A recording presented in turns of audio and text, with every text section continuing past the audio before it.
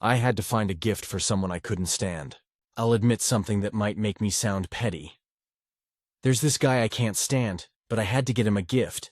And not just any guy, he's my coworker. And not just any coworker, but the kind of person who somehow manages to make everything about himself, even when it's not. His name is Kevin. He works in my office in Columbus, Ohio. And for reasons I still don't fully understand, everyone seems to adore him except me. Kevin is one of those people who smiles too much. The kind of smile that looks more like a smirk, like he's permanently amused by everyone else's incompetence. He's charming, sure, the kind of guy who could make HR laugh while turning in a complaint about you. The kind of guy who calls everyone buddy or champ but doesn't mean it, and the worst part? He's good at his job, really good, which makes it even harder to dislike him publicly without looking jealous. Our boss, Linda, decided a few weeks ago that we should have a birthday gift exchange tradition in the office. It wasn't mandatory, but she worded the email like it was. And because fate has a cruel sense of humor, I drew Kevin's name. The budget was $30 now. If you've ever tried to buy a gift for someone you actively dislike, you know how tricky it is. You can't make it too obvious that you don't like them. People notice that kind of thing, but you also don't want to get them something so thoughtful that it looks like you actually care. It's a delicate balance between passive-aggressive and socially acceptable. I started by asking around.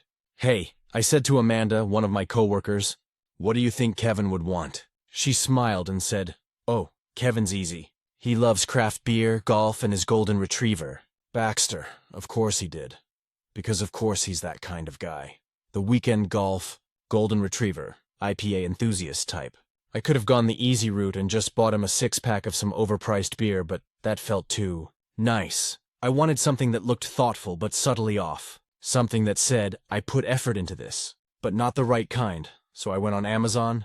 I searched for weird but useful gifts. That's when I found it. A novelty desk ornament that was a combination of a Newton's cradle and a tiny punching bag. It was marketed as perfect for office stress relief. It looked decent enough to pass as a real gift, but silly enough to undermine his polished too-perfect vibe. Perfect.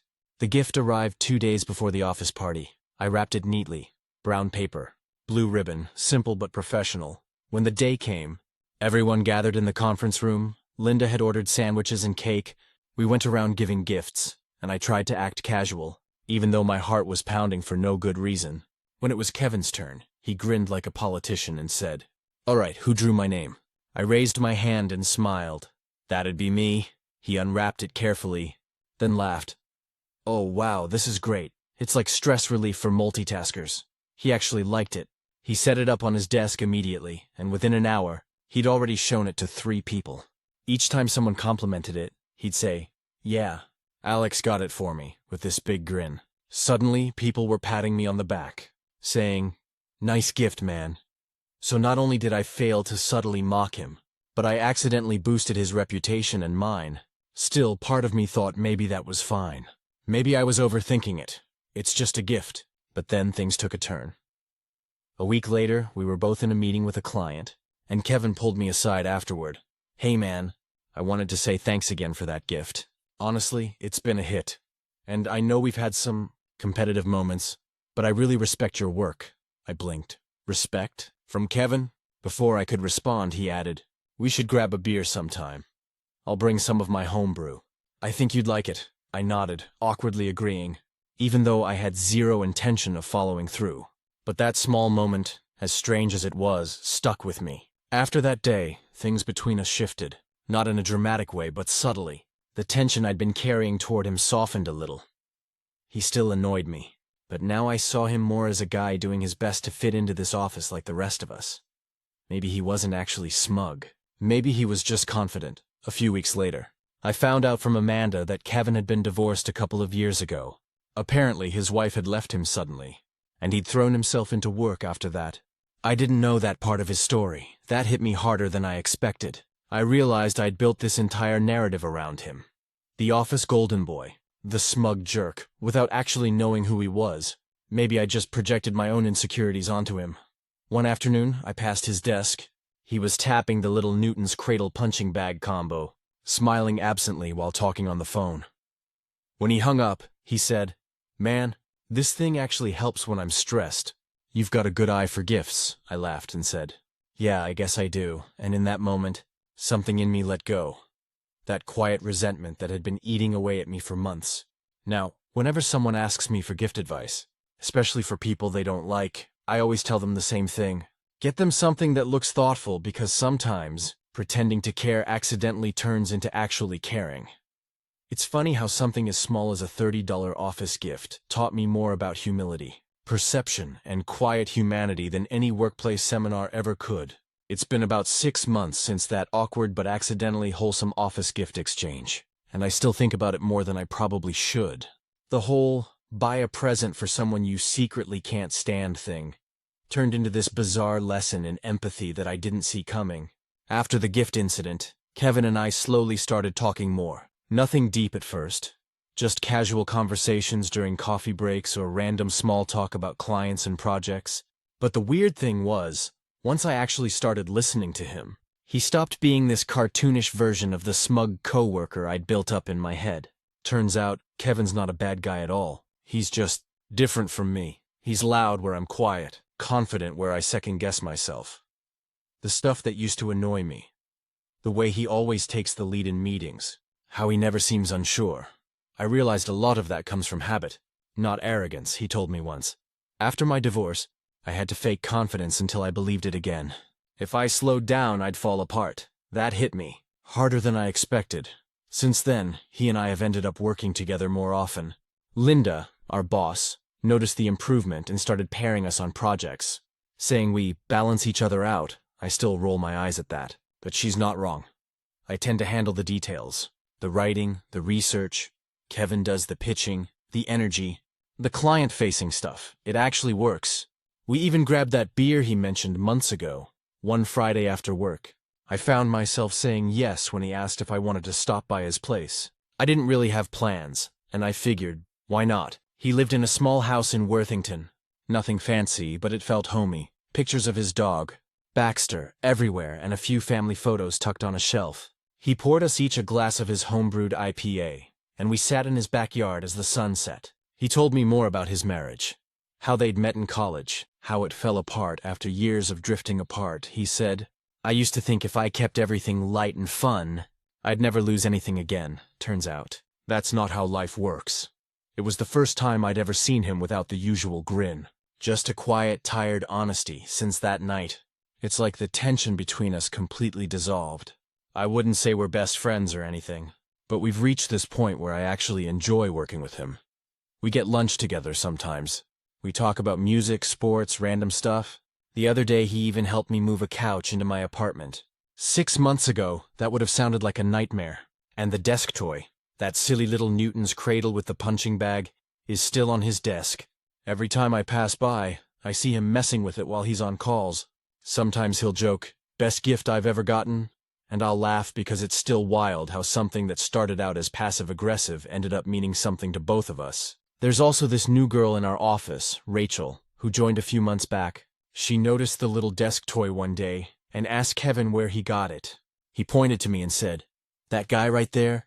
He's the office's resident gift genius. She laughed and said, guess I know who to talk to when Secret Santa comes around.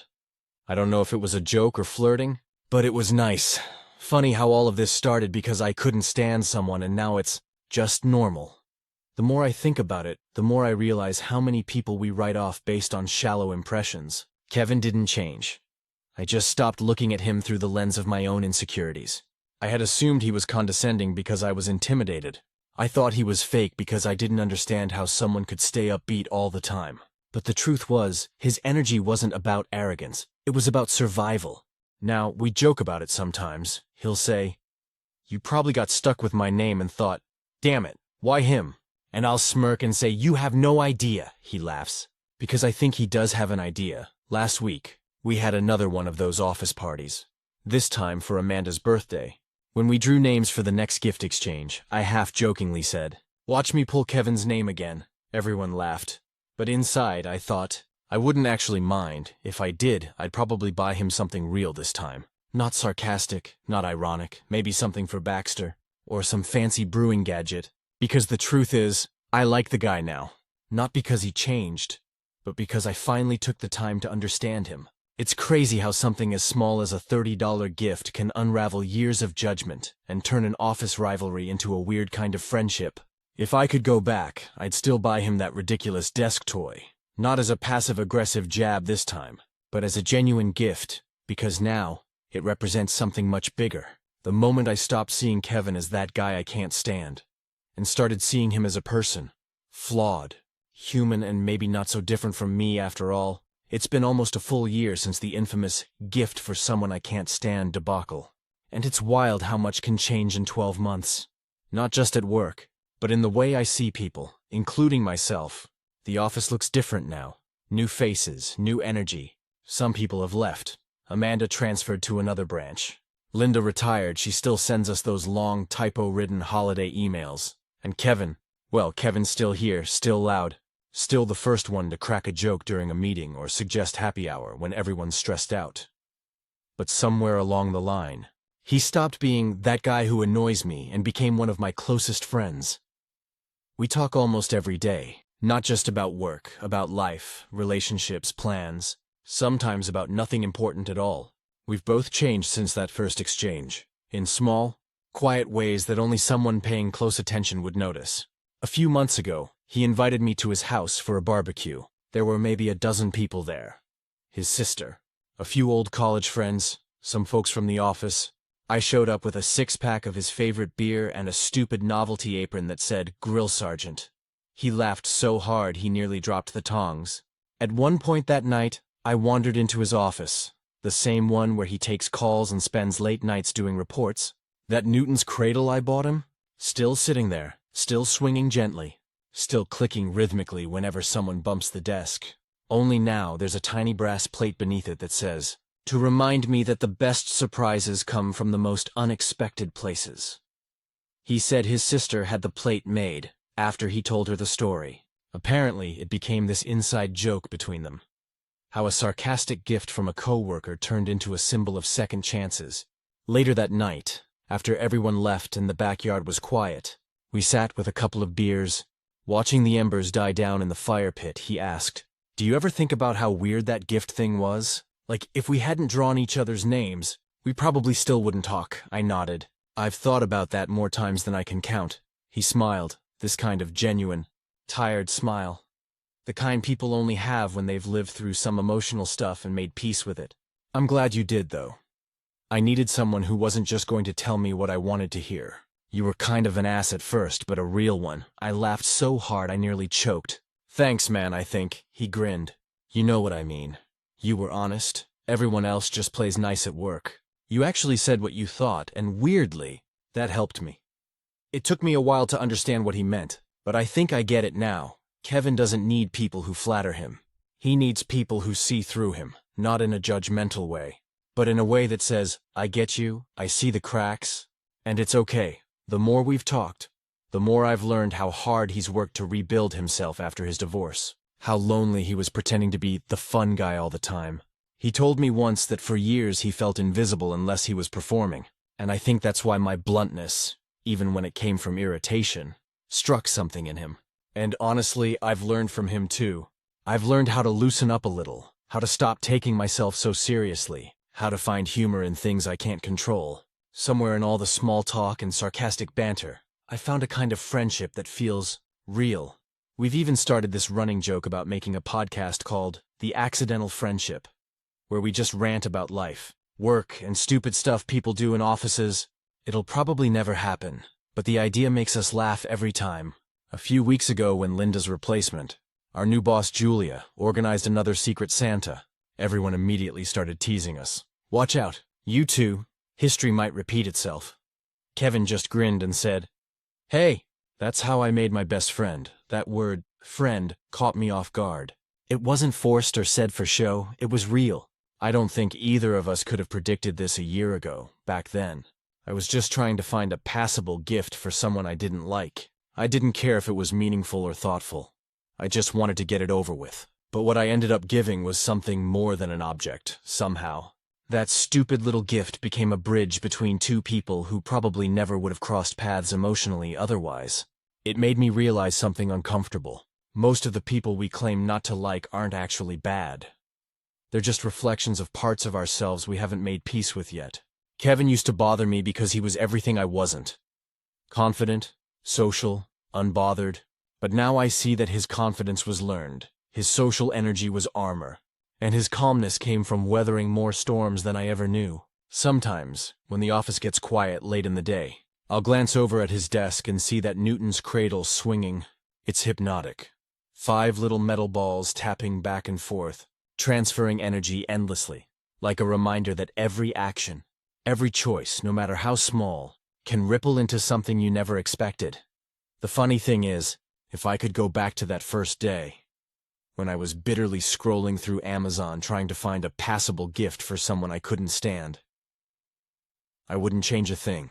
Because that moment, that small act done for all the wrong reasons, turned into one of the best things that's happened to me in years. So yeah, maybe there's a lesson buried in there somewhere. Even the most reluctant gestures of civility can grow into something genuine, if you give them time, humility, and a little bit of humanity. And for the record, if Secret Santa rolls around again and I do pull Kevin's name, I'm buying him something real this time. Something that says thanks for the laughs, for the honesty, and for proving that sometimes the people you least want to understand end up teaching you the most about yourself. Stories number 2. My wife keeps bringing home animals, like it's a rescue farm. And I finally snapped. I don't even know where to start because I still feel guilty, angry, and honestly exhausted. I never thought I'd be the kind of guy to walk out on his marriage. But after what happened last month, I realized that I'd been living in a slow-motion train wreck for years, and the last straw finally snapped something in me. I'm Daniel, 36 years old, and I was married to Claire, 34. We'd been together for almost 9 years, married for 6, no kids, just 2 adults who used to be on the same page about everything: work, travel, home life, even little things like how we decorate our living room. But over the past few years, it started to feel like we weren't even speaking the same language anymore. When I met Claire, she was already an animal lover. I thought it was cute. She volunteered at the local animal shelter, always stopping to pet every dog we saw. The kind of person who cried at those sad ASPCA commercials. I respected that. It showed she had compassion. Back then, she had a cat named Milo, this chill orange tabby that loved curling up on my lap when we started dating. I liked Milo, easygoing, no fuss. When we got married, I thought, sure, 1 cat, no big deal. Then came the first dog, Buddy, a rescue she couldn't leave behind after volunteering at the shelter. He was a sweet golden retriever, goofy and loyal, and I honestly loved that dog. But that's when the pattern started. 6 months later, she brought home Trixie, another rescue. A tiny mutt with separation anxiety so bad that she shredded 2 pairs of my work shoes and chewed through a power cord. Claire apologized and swore she'd work with a trainer. I didn't want to be the jerk husband who told his wife no, so I said okay. Then came the rabbits, 2 of them, Peanut and Daisy. They lived in a huge cage in the corner of our living room that smelled like hay and constantly needed cleaning. She said they don't take up much space, but between their food, the cage, and the constant fur everywhere, it was chaos. I love animals too. But our house started to feel less like a home and more like a small zoo. I tried to talk to her about setting limits. I said, Claire, I think we should stop for now. Let's just make sure the ones we have are happy. She agreed, or at least said she did. 2 months later, she came home with Chirpy, a parakeet. No warning, no conversation. Just walked in with a cage saying, isn't he adorable? I remember standing there, holding a bag of groceries, trying not to lose it.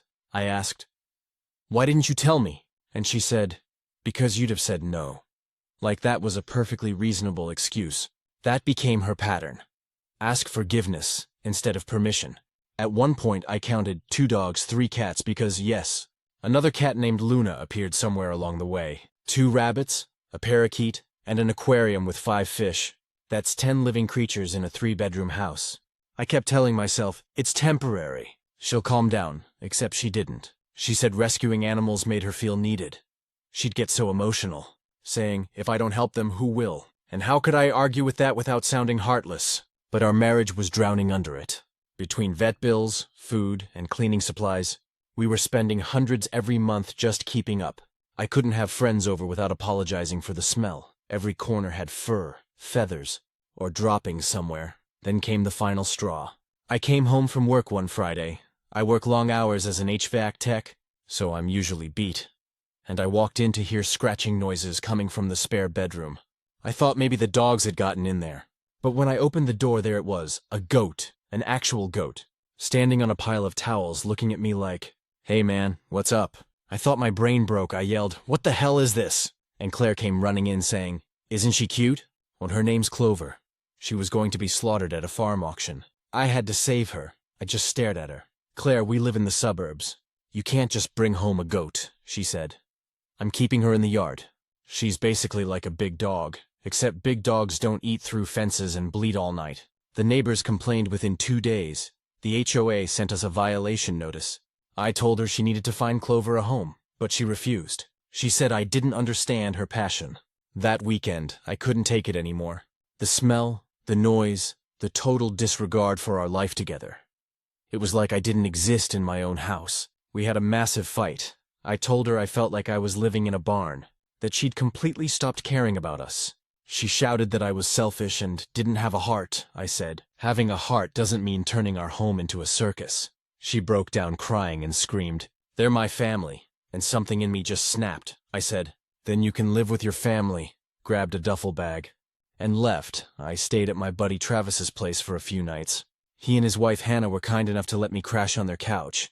They've known Claire and me for years, and even they said, "Man, we love her, but that's too much." Claire texted me every day for a week, saying she couldn't believe I'd abandoned her. She sent photos of the animals with captions like, "They miss you."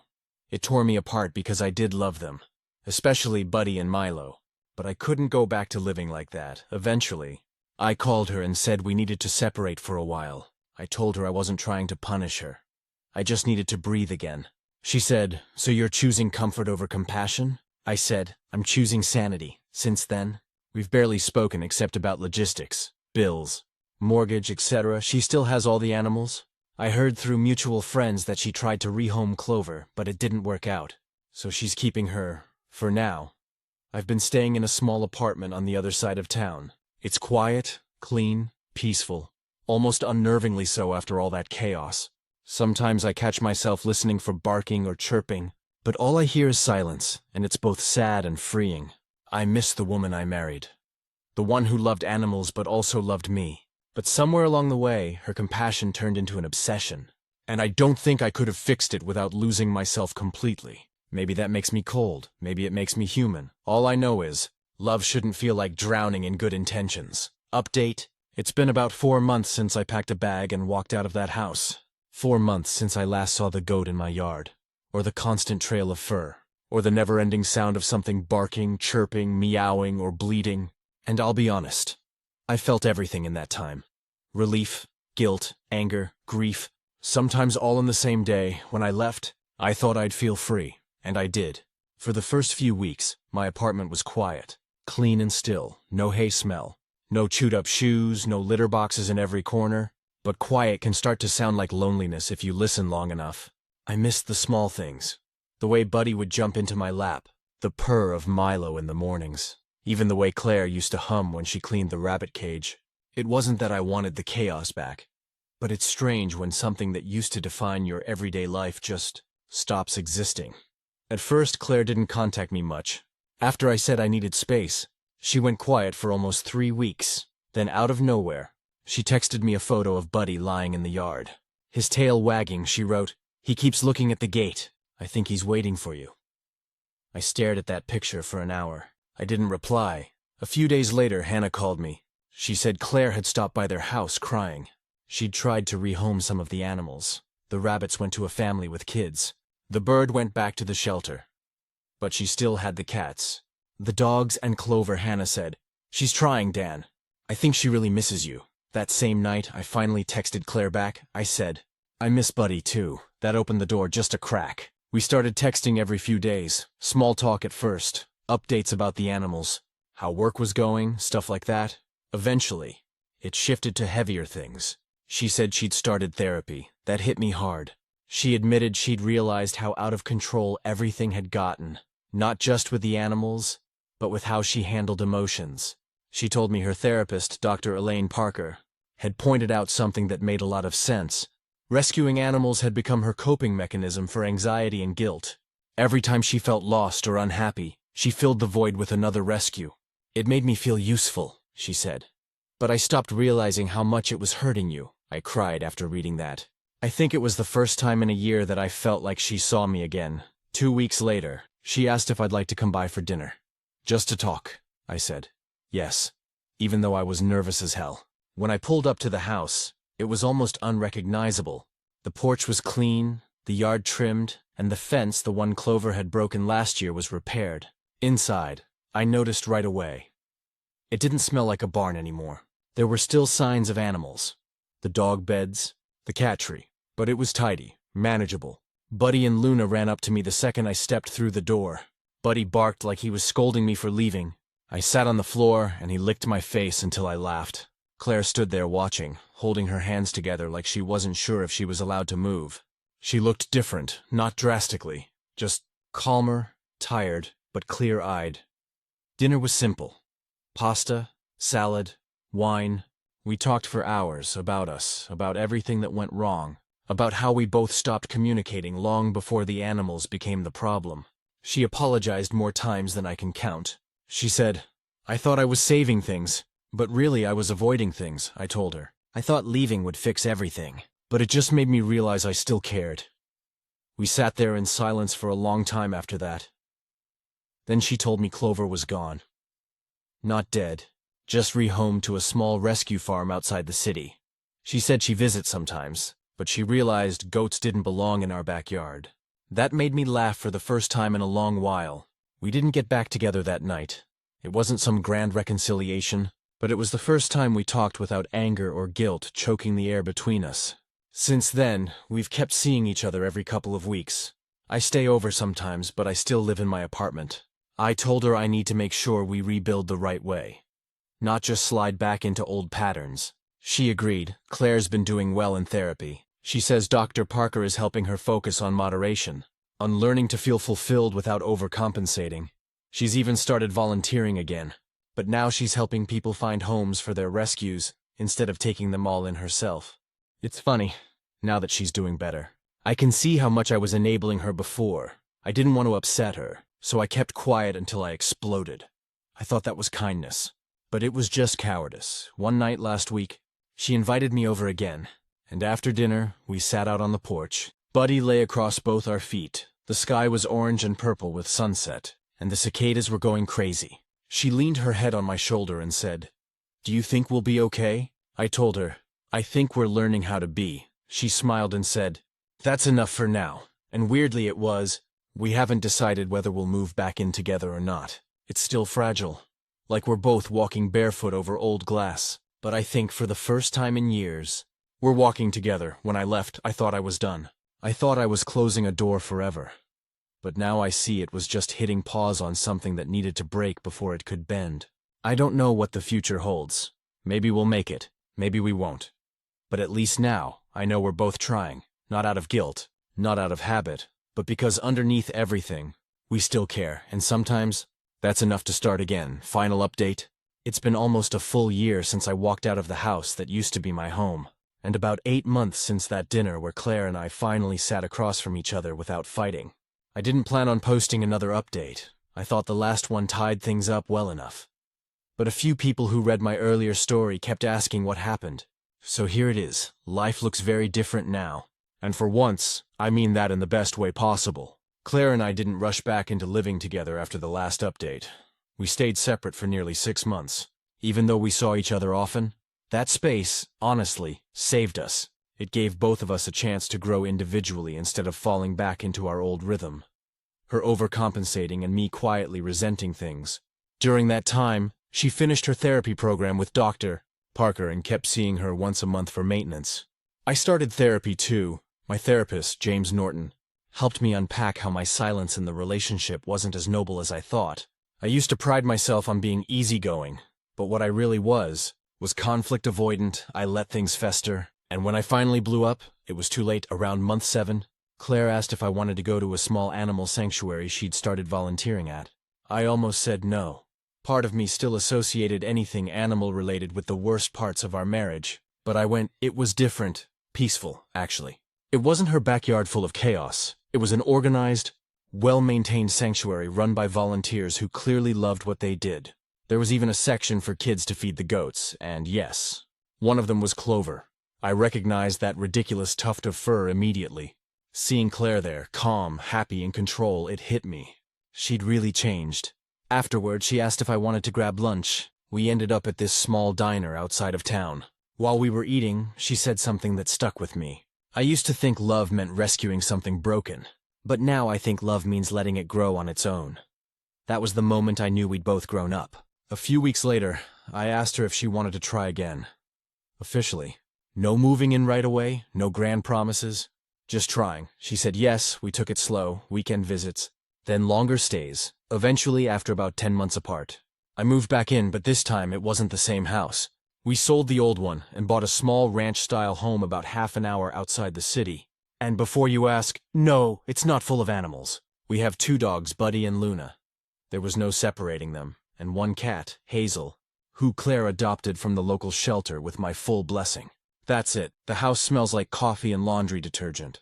Not a petting zoo, our routine is simple. She works part-time at the animal sanctuary, and I manage a small landscaping business with my brother Evan. We eat dinner together most nights, and once a week, we have what Claire calls quiet nights. No TV, no phones, just sitting on the porch or reading.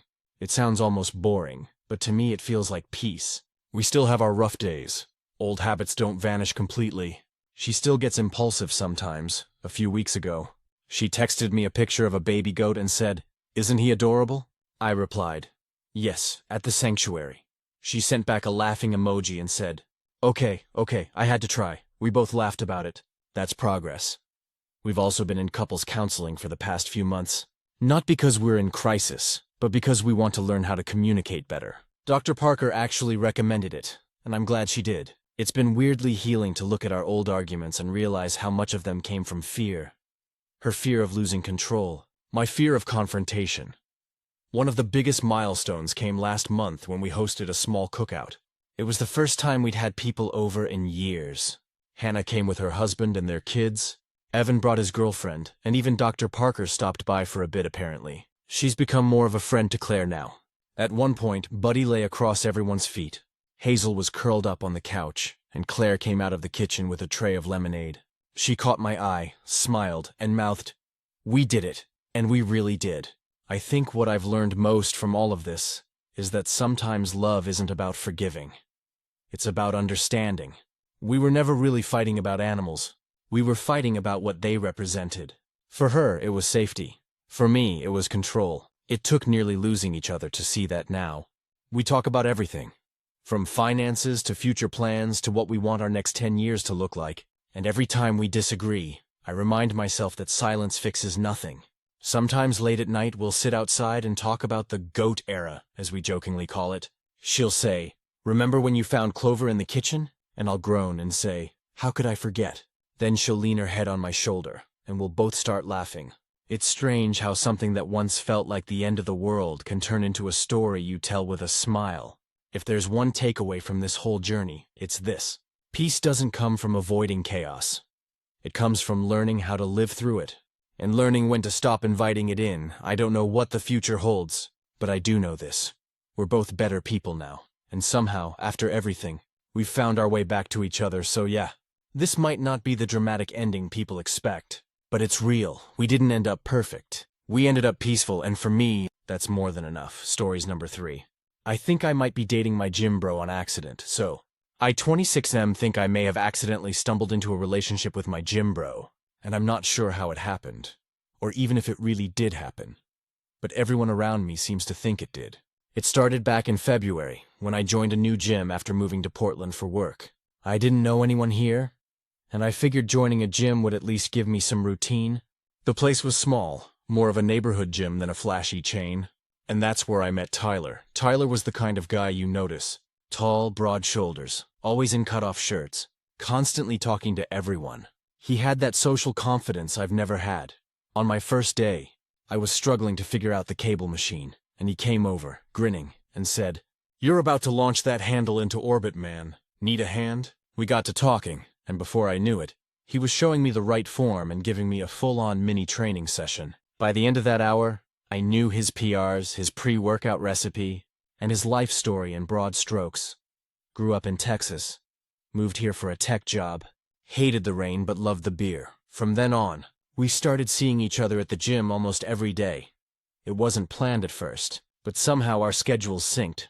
I'd show up around 6, and there he'd be, already warming up. We'd spot each other, trade jokes, talk about work, and sometimes grab a smoothie afterward. I didn't think anything of it. He was just my gym buddy. But then little things started happening. He'd text me outside the gym, not just "you hitting legs today," but things like, "You eat dinner yet?" Or "You want to check out that new Thai place?" It wasn't weird exactly. Plenty of friends hang out. But after a few weeks, it started to feel consistent. We weren't just gym buddies anymore. We were getting food together, watching fights at his place, sending each other memes. Then he started calling me bro less and using my name more. It's subtle, but it hit different. Instead of, "You got this, bro," it was, "You got this, Evan," like he meant it. And here's the thing. We started doing things that, looking back, sound more like dates than hangouts. He'd pick me up on weekends for hikes or drag me to new restaurants he found online. One night we went out for sushi, and when I tried to pay, he literally said, "Nah, I got it, don't worry about it." I laughed it off, but he just smiled and said, "Let me take care of you, man. You always got my back at the gym." Something about the way he said it made my brain freeze for a second. Then came the shoulder incident. I'd tweaked it during incline press, and Tyler was all over it, researching stretches, bringing me resistance bands, massaging it before lifts. At first I was like, okay, he's just being a good friend. But then one day, he said, "You've got really good posture now, I'm proud of you." Who says that? Anyway, people at the gym started making comments. One of the trainers called us the power couple. I laughed, thinking it was just gym banter, but Tyler didn't even flinch. He just smirked and said, "Damn right." After that, it was like everyone was in on the joke except me. Even outside the gym, people assumed something was going on. When I posted a story of us grilling at his place, my college buddy texted me, "You and your man look happy." I told him to chill. But he just sent back, "Sure bro, keep pretending." The weirdest part is, I started noticing the small things. Like how Tyler always leaned in close when he talked to me. Or how he'd clap a hand on my shoulder and leave it there longer than necessary. Or the way he'd call me dude when we were around others, but man when it was just us. There was one night that really threw me off. We were watching a UFC fight at his apartment, sitting close on the couch, both half drunk on beer. When the fight ended, he turned to me and said, "You ever realize how easy it is being around you?" I didn't know what to say. I laughed it off, but he didn't look away. He just smiled. This small, quiet smile. Like he was thinking something but wasn't going to say it. Since then, I can't stop wondering if maybe he does like me. And what's worse, I don't even know how I feel about that. I've never really questioned my sexuality before. I've dated women, had girlfriends, nothing confusing there, but Tyler, he's different. I actually look forward to seeing him every day. When he texts me, I smile like an idiot. When we don't hang out, it feels weird. A few nights ago, I was at his place again, and he made dinner. Steak, roasted potatoes, wine, he said. "You deserve a real meal. Not that protein sludge you always drink." We ate. We laughed, and when we were cleaning up, he put his hand on my back. Not just a quick pat, like he lingered there, gentle, familiar, and I didn't move away. I'm not sure what's happening between us. I haven't said anything because I don't want to ruin what we have if I'm reading it wrong, but it's getting harder to ignore the signals, or how I feel when he's around. I think about him when I wake up. I think about him when I go to the gym alone, and I can't tell if this is friendship or something more that neither of us is saying out loud. The thing is, I don't know if Tyler even sees it this way, or if this is just how he is with friends. Maybe he's just super affectionate, and I'm the idiot reading romance into bench press spotting. Or maybe we really did slip into something more without noticing. I don't know. All I know is, last night when he dropped me off after dinner, he said, "Text me when you're home, okay?" I said yeah, and when I got out he leaned over and said, "Night, Evan." And for the first time, I caught myself wishing he'd kissed me instead. Update. Alright, so, a lot has happened since I wrote that post. I didn't expect it to blow up, and honestly, I didn't even think anyone would care about my weird accidental relationship situation. But the comments were wild. Half of you said I was definitely dating my gym bro, and the other half said I was just oblivious to the most obvious slow burn in history. Either way, you all convinced me I wasn't crazy for thinking something was up. So here's what happened. The week after I posted, I decided I was going to test the waters with Tyler. Nothing dramatic, just something small to see how he'd react. We were supposed to hit chest day together, but he texted that morning saying, "Hey man, my boss is making me stay late, dinner instead?" I stared at that text for a while. Dinner instead of the gym. That's not something we'd usually do unless it was the weekend. So I said sure. He picked me up around 7, and I don't know if it was in my head or not, but it felt different. He'd cleaned out his car, was wearing cologne, and he'd actually made a reservation. For context, this guy usually eats Chipotle in his car while watching lifting videos. But tonight, it was an Italian place. Dim lighting, tablecloths, candles, the works. When the hostess sat us down, she asked, "Just the two of you?" And Tyler said, "Yeah, date night." He said it so casually that I actually laughed because I thought he was joking. But then he just smiled across the table and said, "What?" Like it was the most natural thing in the world. My brain short-circuited. We ordered, and the whole dinner felt intimate, like more than just a bro meal. He asked about my week, about my job, and he actually listened. Not the half-distracted bro nod you get mid-set, but real attention. When I made a joke, he laughed and kept looking at me like I was the only person in the room. Halfway through the meal, I said, "You keep saying stuff that sounds like we're dating." He didn't flinch. He just shrugged, still smiling. "Maybe we are." I thought he was teasing again, but then he leaned in a little, eyes still on me, and said, "You really don't see it, do you?" I was speechless. I think I actually stuttered. "See what?" He laughed softly and said, "Evan, we hang out every day. We text nonstop. I cook for you. You spot me. I spot you. You meet my friends. I meet yours. We go out to eat. We talk about everything. What do you think this is?" And suddenly it hit me. He wasn't wrong. We were doing everything couples do. We just never put a label on it. But I still panicked. I mumbled something like, "I don't know, man. I just thought we were really good friends." He nodded slowly, looked down for a second, and then said, "We are, but I've been hoping it might be more." That sentence hit me right in the chest. I didn't even know what to say. I wasn't mad or uncomfortable. If anything, I felt weirdly relieved. Like all the confusion in my head finally had a shape. We didn't talk much for the rest of dinner. He paid the check, even though I tried to split it. Then we walked outside, stood by his car, and there was this quiet moment where he looked like he wanted to say more but didn't. He just said, "No pressure, okay? I like what we have." I just wanted to be honest. I nodded, and for once, I couldn't hide how red my face was. That night, I didn't sleep much. I kept replaying everything in my head, how he looked at me, the way he said, "No pressure," and how I didn't feel weird about it. I felt curious the next few days. I tried to act normal at the gym, but it wasn't the same. Every time our hands brushed or we locked eyes during a set, it was like my brain short-circuited. Then, 2 nights ago, we went for a late run together, something we'd started doing once a week. Afterward, we sat on the hood of his car, sweaty, tired, and staring up at the sky. Out of nowhere, I said, "You know what's funny? Everyone online thinks we're already dating." He laughed. "Well, they're not wrong." I turned to look at him, and he was smiling again. Same calm, confident look he always has when he's about to do something that changes the vibe. Then he said, "You want to stop pretending we're not?" My heart was beating so hard I swear he could hear it. I didn't know what to say, so I didn't say anything. I just leaned in and kissed him. It wasn't fireworks or movie-level dramatic. It was quiet, warm, and simple, and it felt right. Afterward, he just said, "Finally," and pulled me into a hug. We sat there for a long time, saying nothing, so yeah, I guess I wasn't imagining it after all. I was dating my gym bro, just without realizing it. Since then, things have been surprisingly easy. We still work out, still talk trash mid-set, but now there's this undercurrent of something new. We cook together, we hang out more, and it feels natural. No drama, no labels being forced, just us. I don't know what this will turn into, and honestly, I don't care. All I know is that I'm happier than I've been in a long time, and I'm starting to think maybe this was the relationship I didn't know I needed. So yeah, it turns out my gym bro wasn't just my gym bro. He was the guy I'd been accidentally falling for the whole time. Final update. It's been about 4 months since that night in the parking lot when Tyler and I finally stopped pretending we weren't into each other. I wasn't sure what would happen afterward. If things would get weird. If we'd lose the easy rhythm we had.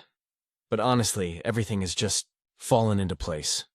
At first, I thought dating my gym bro would feel like this massive shift. I expected the people around us to make it awkward, or that I'd overthink every interaction, but it's almost scary how natural it's been. Tyler and I didn't have to start anything new. We just kept doing what we always did. But with this quiet understanding between us, we still train together every morning at 6. He still cracks jokes between sets, still flexes in the mirror and says, "We're disgusting. Man, but now he'll throw in a wink," or brush my hand when we switch weights. It's small stuff. But it hits different now outside the gym. We've built a rhythm that honestly feels like we've been together for years.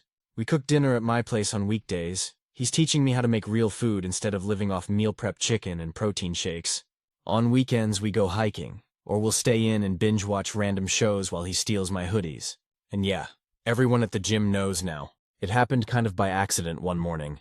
Tyler spotted me during bench, and when I got the bar up, he grinned and said, "That's my guy." He said it in the same tone someone might use to say, "That's my boyfriend." A few people overheard, and by the next day, we were apparently the couple that trains together. I expected to feel embarrassed, but instead, I just laughed. The old me probably would have panicked about what people thought, but it doesn't bother me anymore. If anything, it's nice not having to hide it. My roommate, Kayla, took it better than I expected.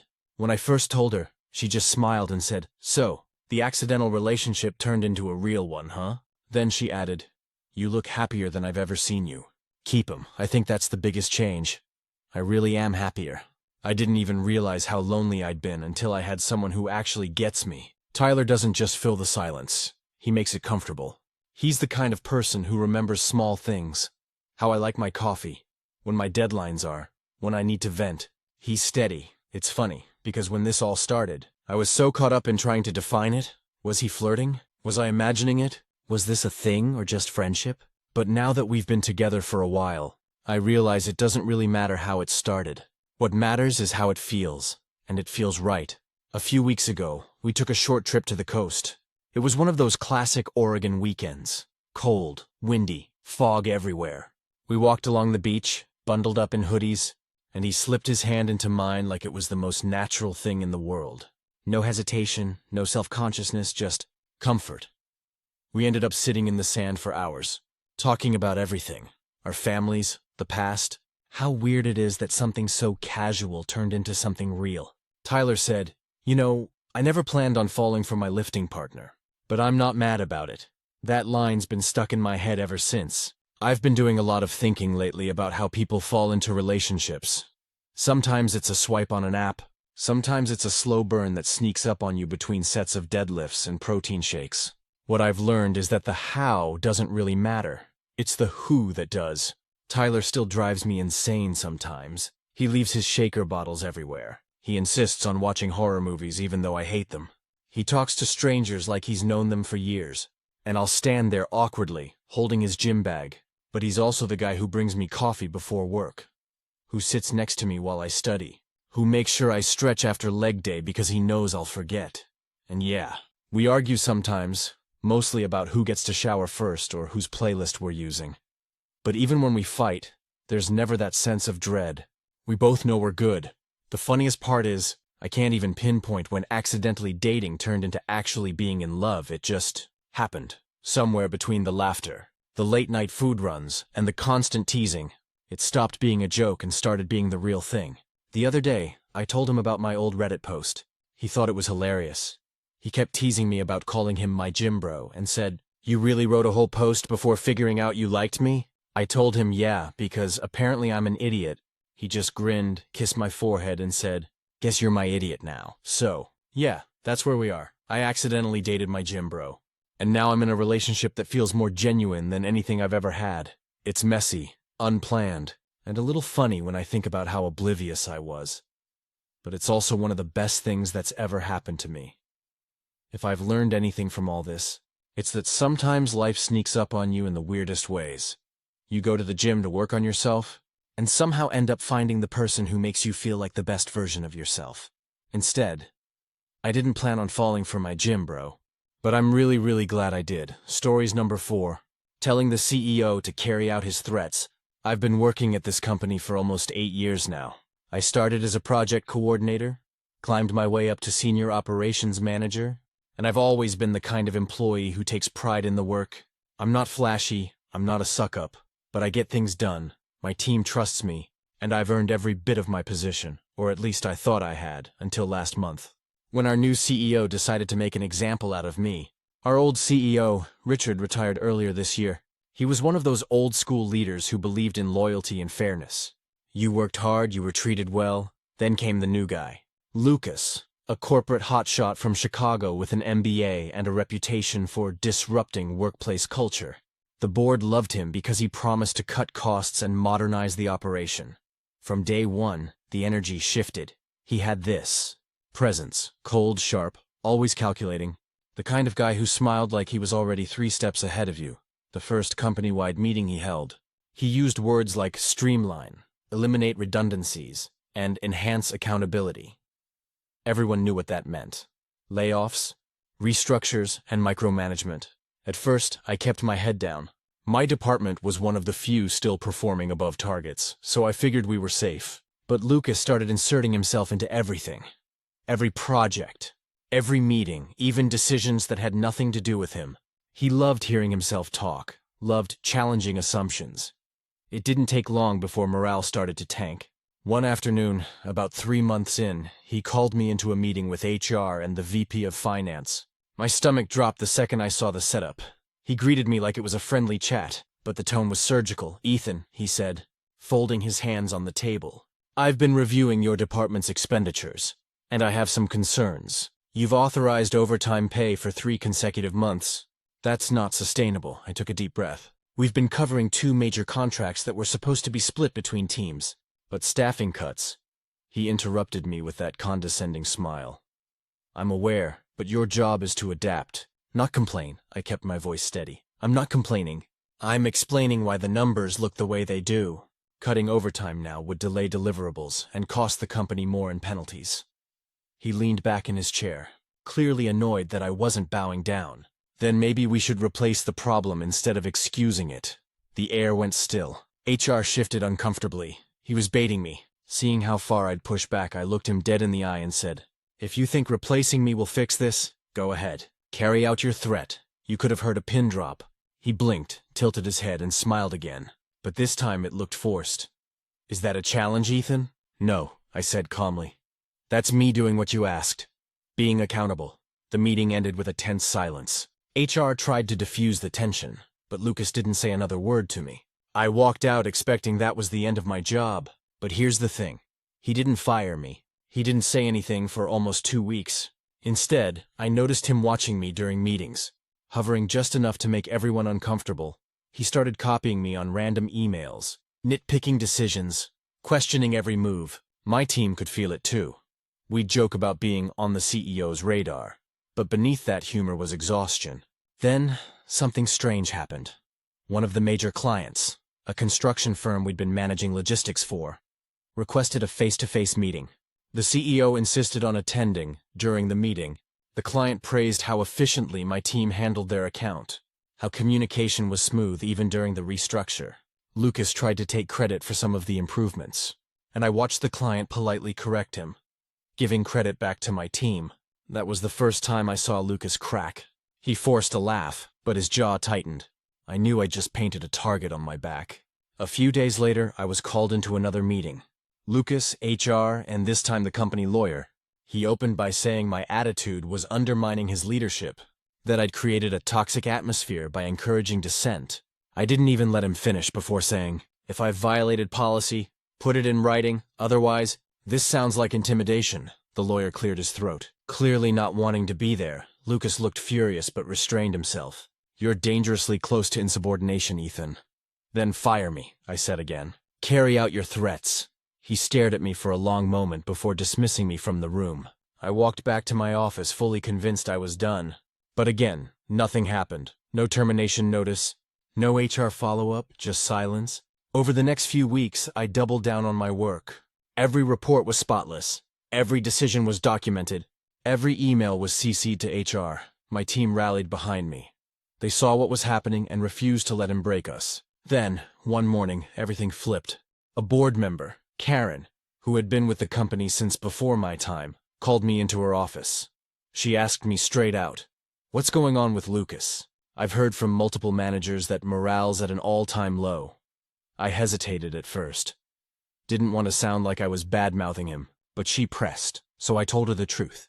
I explained the intimidation tactics, the unrealistic demands, the meetings where he threatened to replace problems. I showed her the documented exchanges, all of it factual, nothing emotional.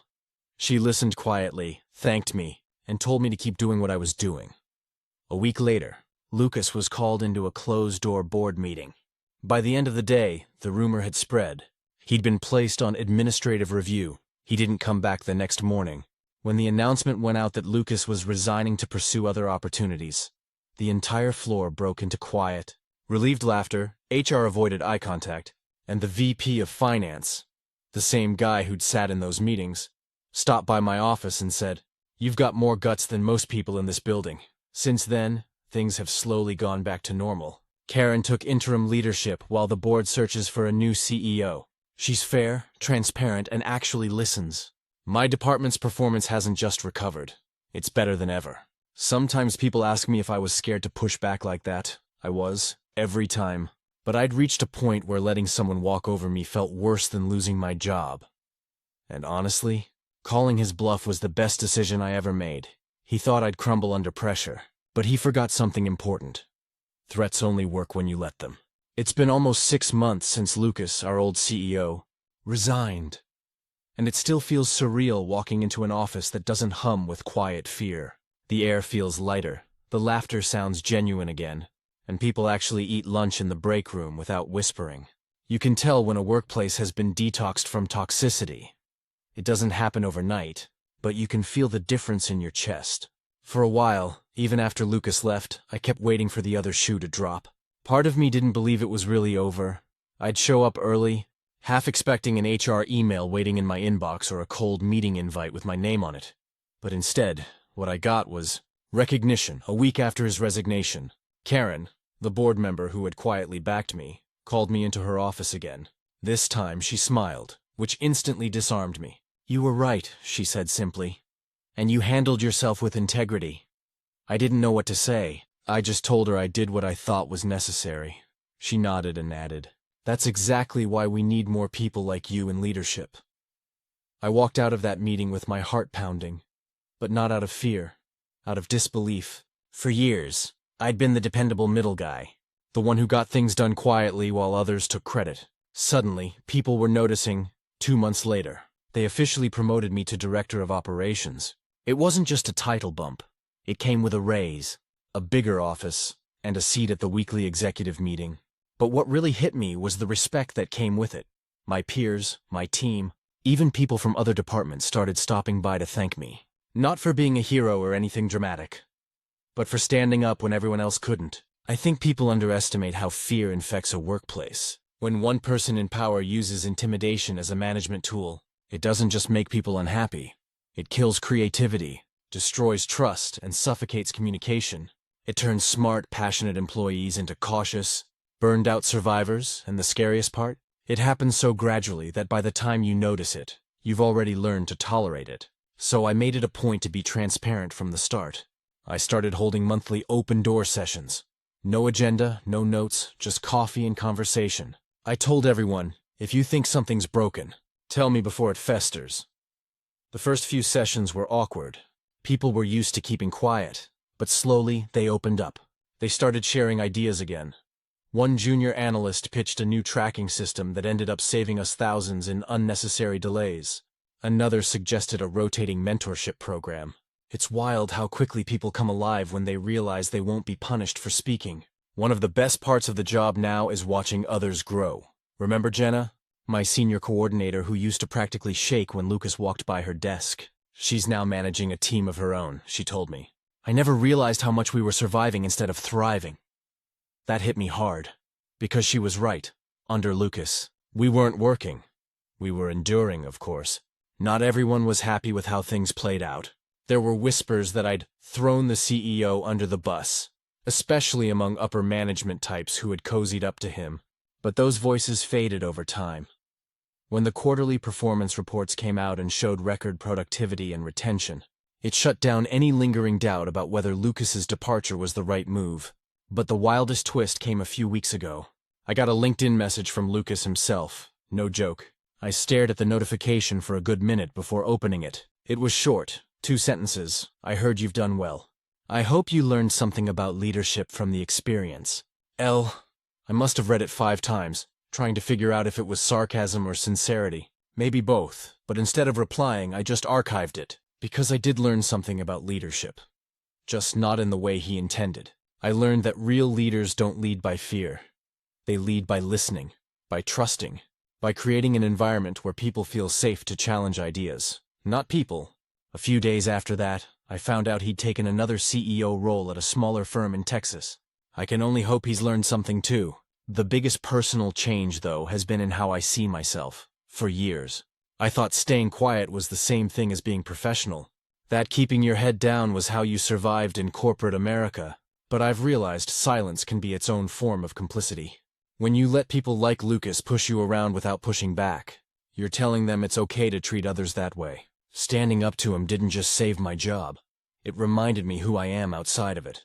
It reminded me that respect means more than security, and that integrity sometimes costs you comfort.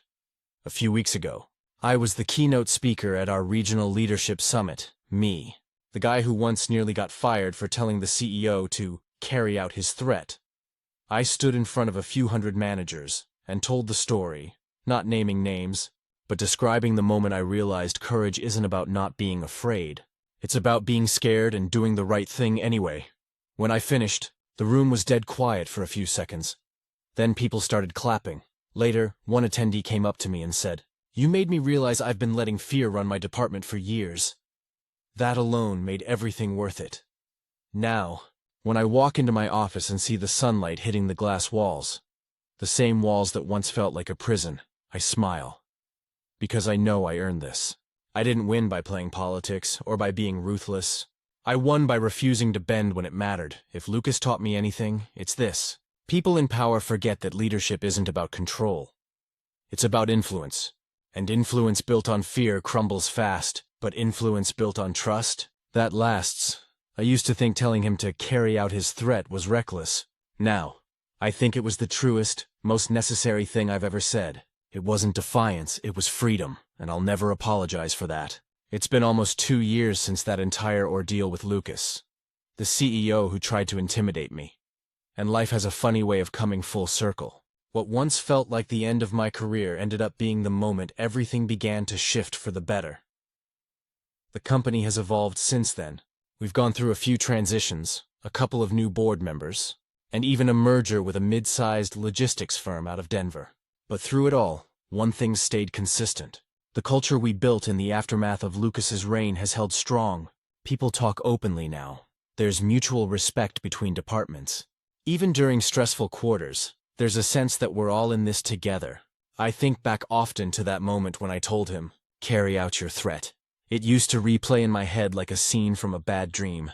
I remember the tightness in my chest, the silence after I said it, and how I thought my career was over. But now, when I look back, I realize it wasn't a moment of recklessness. It was a breaking point that forced the truth into the open. The truth about him, about our company, and even about myself. Since taking on the Director of Operations role, I've been part of decisions that actually shaped the company's direction. At first, I worried that I'd become the very thing I used to despise. Someone detached from the people doing the real work. But I made a promise to myself. I'd never forget what it felt like to be on the other side of that conference table, fighting to be heard. So, every quarter, I still sit with the operations teams, not to lecture, but to listen. I ask them what's broken, what they'd fix, what's missing. Some of the best innovations we've implemented have come from those casual conversations. One guy, Marcus, a junior analyst who joined last year, came up with a tracking process that improved our turnaround times by almost 15%. I made sure he got credit for it publicly. Watching his face light up during that recognition meeting reminded me why I started doing this in the first place. The work feels meaningful again. But it's not just about the job anymore.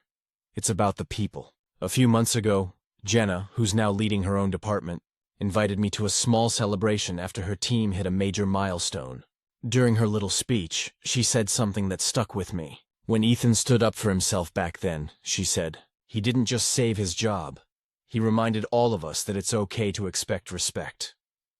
The room went quiet for a second. Then everyone clapped. I won't lie. I had to fight back tears. I don't think I realized until then how much that whole situation had impacted others. It wasn't just about me pushing back against a toxic boss. It was about giving everyone else permission to stop living in fear. Life outside of work has changed too. I started mentoring young professionals through a local leadership program. A few of them are from rough corporate environments where they're constantly second-guessed or silenced. When they tell me their stories, I see bits of myself in each of them.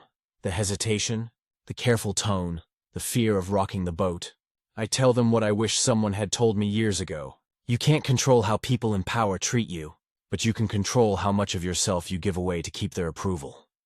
One of the mentees, a woman named Claire, told me a few weeks ago that she confronted her manager about being passed over for a promotion she earned. She said she thought of my story when she did it. She got the promotion 2 weeks later. That meant more to me than any title or bonus ever could. And speaking of full circles, Lucas reached out again.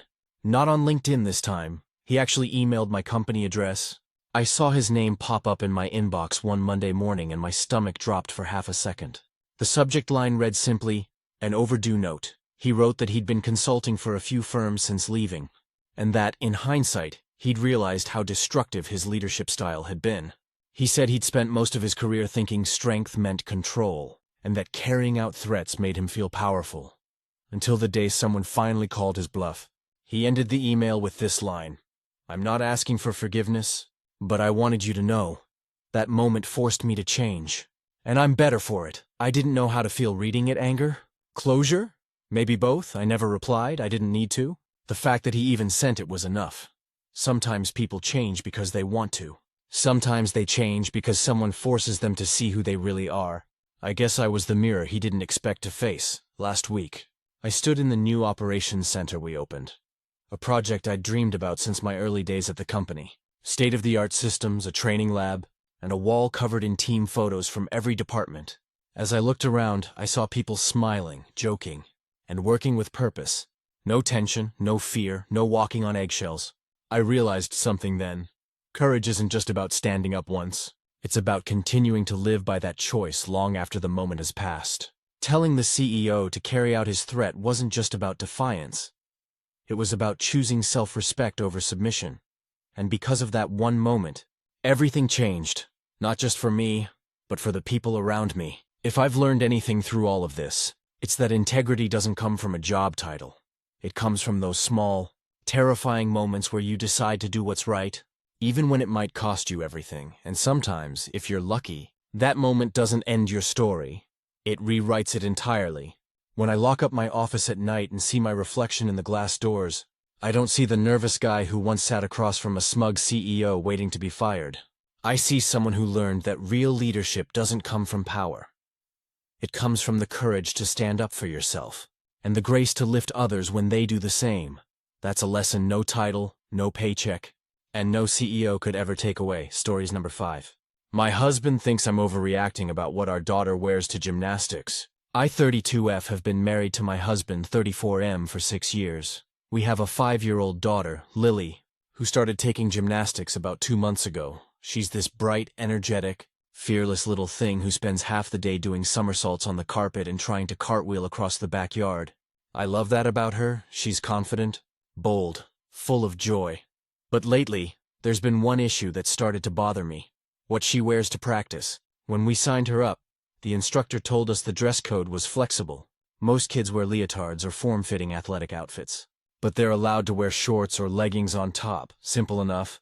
I bought Lily a few basic leotards and some soft gym shorts to go with them. But my husband, Nate, didn't see why she needed the extra layer. The first time I brought it up was after her second class.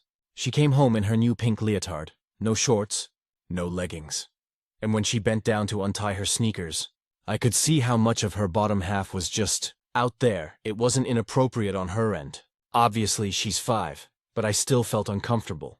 It didn't feel right for her to be that exposed in a co-ed class, even if everyone else was a kid too. When I mentioned it to Nate, he laughed. She's fine, Emma, she's 5. It's not like she's walking a runway. That comment got under my skin. I tried to explain that it wasn't about being prudish. It was about boundaries. about teaching her that she can wear comfortable clothes and still feel covered. I said, I just think it's a good habit to start early. Gym shorts aren't going to make her tumble any slower. He shrugged and said, You're overthinking it. She's a kid. Let her be a kid. But the more classes she went to, the more uneasy I felt. It wasn't that anyone had done or said anything inappropriate. It was more like, I didn't want to wait for something to happen before I took it seriously. The other moms at the gym all had their own opinions. One of them, Sarah, told me her daughter wears leggings over her leotard because the mats get cold. Another mom, Renee, said her daughter only wears a leotard and that it's part of the sport. So there wasn't a clear consensus. But I noticed most of the girls were at least wearing shorts. One Thursday evening, after practice, I decided to just put my foot down. Before Lily's next class, I laid out her blue leotard and a pair of matching gym shorts. When Nate saw it, he frowned. Why is she wearing those? She's just gonna get hot, I said. Because that's what she's wearing. It's not up for debate. That kicked off a full-blown argument. He said I was projecting my own insecurities onto her. That I was sexualizing something innocent. He even said, You're acting like there are creeps lurking around every corner, I told him. You don't need creeps to have boundaries. We went in circles for 20 minutes. He accused me of being overprotective. I accused him of being careless. It ended with him slamming a cabinet door and muttering, You make everything harder than it needs to be. Lily came in right then, holding her water bottle, looking between us like she knew she'd interrupted something bad. I felt sick. After that, I stopped trying to argue. I just quietly made sure she wore shorts or leggings every class. Nate eventually gave up fighting about it, though he still rolls his eyes sometimes. Then last week, something happened that made me realize I wasn't overreacting. During the last few minutes of class, the kids were practicing balance beams. I was sitting in the bleachers with the other parents. One of the girls, maybe 7 or 8 years old, slipped a little, and her leotard bunched up. Her mom, who was sitting next to me, leaned forward immediately and whispered, That's why I make her wear shorts. That moment hit me like a ton of bricks. Not because something bad happened. Nothing did. But because that mom got it. She didn't need a lecture or statistics or worst-case scenarios. She just understood. On the drive home, I told Nate about it. I said, You might think I'm being paranoid, but it's just a simple precaution. She's a kid, yes, but we're the adults. It's our job to teach her that being comfortable doesn't mean ignoring common sense. He didn't say anything at first. Then he sighed and said, Okay, you win, shorts stay. I didn't want to win. I just wanted him to understand. Later that night, I found him sitting on the couch watching TV, and he said almost quietly, You know, when I was a kid, no one thought about this stuff. Maybe that's why I didn't get it. That was the first time I realized. He wasn't being dismissive out of malice. He was just raised differently. To him, modesty wasn't part of the conversation, because no one had ever taught him it mattered. We're from totally different upbringings.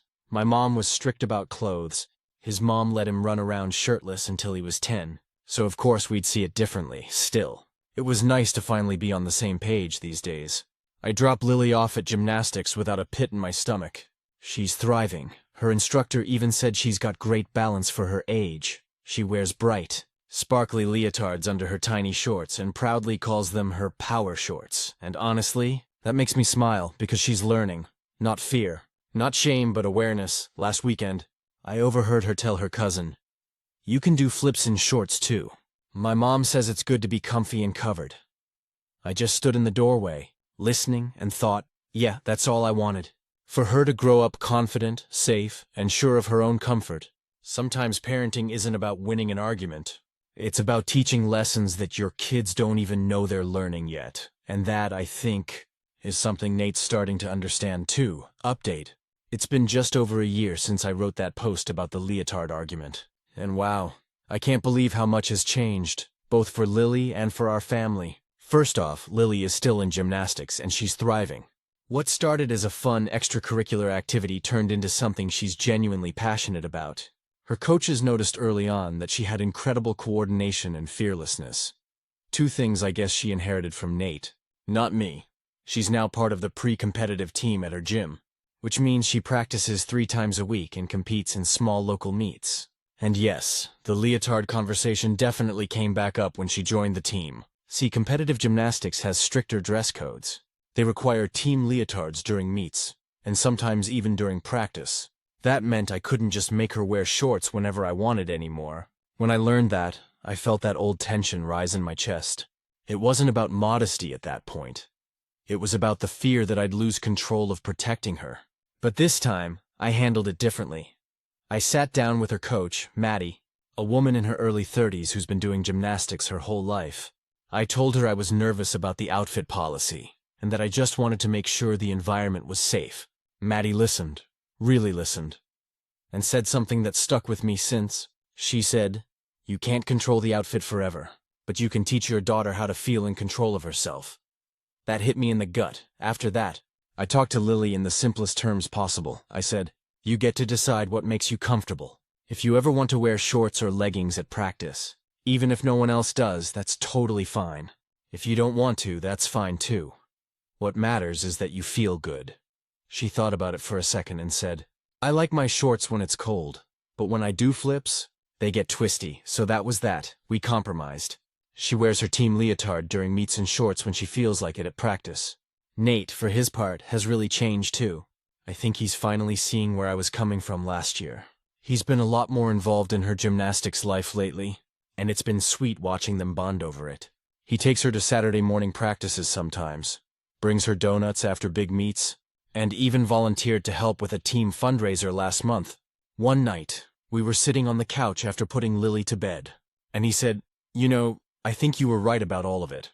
Not just the shorts, the idea that we need to help her understand her own comfort." I told him I appreciated him saying that, and he smiled and said, "You know what I realized? You weren't trying to control her. You were trying to teach her." It meant a lot hearing that from him, and honestly, that realization has trickled into other parts of our parenting. We've started letting Lily have more autonomy in other areas too, picking out her own clothes, deciding which activities she wants to do, even helping us cook on weekends. She's turning into this independent little person, and I love it. That said, not everyone's been as understanding. A few months ago, my mother-in-law Carol came to one of Lily's meets. Carol's the kind of woman who's sweet but very traditional. During the warm-up, when all the girls were stretching in their leotards, Carol leaned over and whispered, "Don't you think those outfits are a little much? I mean, they're just little girls." For a split second, I felt my stomach twist, like she'd poked at an old bruise. But instead of getting defensive, I just said, "They're uniforms, Mom. It's no different than a swimsuit or ballet outfit." She looked a little surprised, but nodded. Later that day, after the meet, she came up to me and said, "You're right. I guess I never thought about it that way." I realized in that moment that I'd come full circle, from being the nervous, overprotective mom to being the one calmly explaining to someone else why it's okay. It's funny how time and understanding can flip things like that. One of the most meaningful moments for me came during Lily's last meet of the season.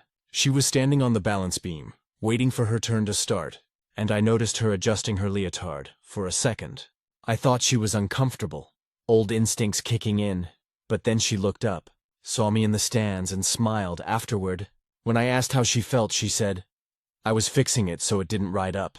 I like when I can move how I want." That right there, that's what it's all about. She's learning to manage her own comfort. She's learning to listen to her body, not ignore it. And the best part? She's doing it naturally, without shame or anxiety. I think back to those early days when Nate and I were fighting over something as small as a pair of shorts. It felt like such a big deal at the time, like the hill to die on. Now, it just feels like a lesson we both needed. Parenting isn't about being right all the time. It's about growing alongside your kid. Now, when Lily runs out of her room in a mismatched outfit, Nate and I just laugh. We don't argue about whether it's too much or too little. We just ask, "Do you feel good in it?" She always grins and says, "Yep," before dashing off. And honestly, that's all I need to hear. We're raising her to be brave, kind, and confident. Not because we shielded her from everything, but because we taught her how to trust herself. If I could go back and talk to the version of me who wrote that first post, I'd tell her this: it's not about the shorts. It's about teaching your kid that their comfort matters, even when the world tells them otherwise. And if you're wondering, yes, she still calls them her power shorts. Some things don't change. Final update.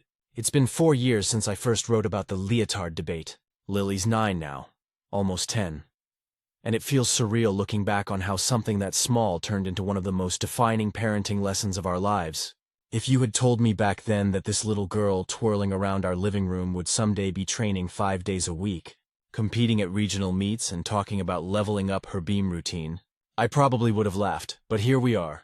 She's become a full-on gymnast, determined, disciplined, and still that same fearless little spark she was when she started. And that tiny fight over what she should wear?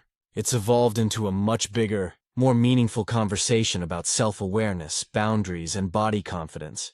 The world gets louder when your kid gets older. At 5, Lily didn't think twice about what she wore.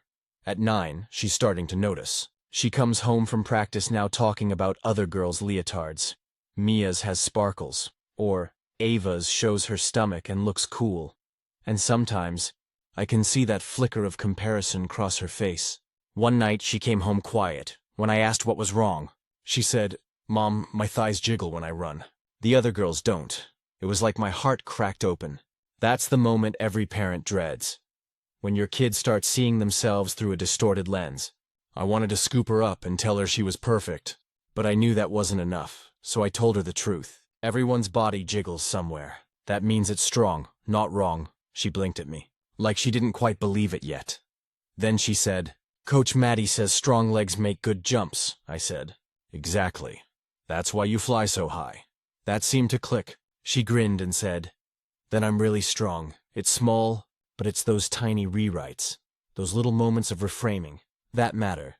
The more she grows, the more I realize the real challenge isn't about modesty or outfits. It's about teaching her to own her body without shame. The shorts over leotard phase ended around age 7. She decided one day she didn't like how they felt when she flipped, and she told me she was done wearing them. And honestly, I let it go, because by then, she understood what comfort meant for her. That's the thing Nate and I had to learn the hard way. Control doesn't protect kids, teaching them awareness does. Speaking of Nate, he's a completely different dad now. He used to roll his eyes at my caution now. He's the one who says things like, "Hey, make sure you pack a cover-up for after practice." He's not paranoid, he's just aware. And he still takes her to half her meets, still brings donuts, still cheers like a maniac when she sticks a landing. Last summer, during a big regional meet, Lily slipped on the bars and landed awkwardly. She wasn't hurt badly, but she burst into tears. More from embarrassment than pain. She ran straight off the floor into Nate's arms, sobbing that she looked stupid. I'll never forget how he crouched down, wiped her cheeks and said, "You looked brave. That's what matters. It's wild. 4 years ago, we were arguing about shorts. Now, he's teaching her emotional resilience better than I ever could. We still talk a lot about safety and awareness. Not in a scary way, but in a way that makes her feel capable. We've had gentle talks about why she always needs to change in the designated locker room. Why she should tell us if anyone ever makes her uncomfortable. Why she should never feel bad about saying no. It's sad that we have to have those talks so young, but it's the world we live in, and I'd rather she hear it from me. Calmly. Lovingly, yes, than learn it the hard way. A few months ago, I had a conversation with Coach Maddie that made me cry later that night. She told me, "You'd be surprised how many girls come in already self-conscious by 9. But not Lily. She's grounded. You did something right." That hit deep. Because I didn't always feel like I was doing it right. I still question myself all the time. If I'm being too cautious, too controlling, too something. But hearing that made me realize maybe all those little conversations, all those tiny lessons were adding up. Lily's growing into this confident, funny, self-aware kid who isn't afraid to speak up. The other day, we were shopping for new leotards and she pointed at one that was really low-cut on the back. She said, "That looks pretty, but I don't think I'd feel comfy in it." I asked, "Do you want to try something else?" She said, "Yeah, I like ones that stay put when I tumble." And just like that, I realized she didn't need me to tell her what to wear anymore. She's learned to listen to herself. That's all I ever wanted. As for Nate and me, our marriage is stronger too. I think learning to communicate through all of this made us better partners. We used to argue like our parenting differences were personal attacks. Now we pause, we listen, we try to understand. Last week, after one of Lily's meets, we were all sitting in the car eating ice cream cones, her post-competition ritual. She was rambling about how she wants to try the big girl bar routine next year. Nate looked over at me and said quietly, "You were right to fight for this stuff early on." I smiled and said, "We were both learning." He nodded. "Yeah, you taught me what protecting her really looks like." That moment, like so many lately, reminded me how far we've all come. If you've ever been the overprotective parent, the one who worries more than you think you should, I get it. It's exhausting, but it's also your instinct trying to build a foundation your kid can stand on later. One day, that same kid will stand in front of a mirror, look at themselves and say, I like how I look. I feel comfortable. And you'll realize, that's because of you. Lily's next big meet is next month. Her team leotard came in the mail last week, red and black with silver stars.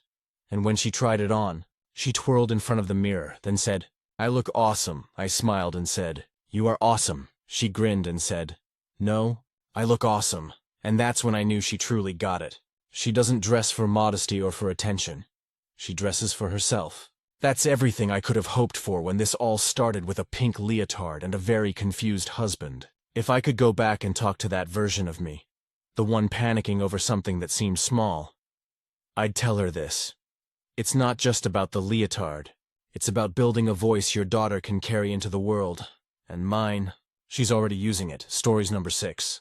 The weirdest ride I've ever had, so this happened a few months ago. And I still think about it sometimes because it felt like one of those bizarre, slightly heartwarming, slightly confusing life moments that stick in your brain for no reason. I was running late to meet my cousin for lunch in a small town about an hour away.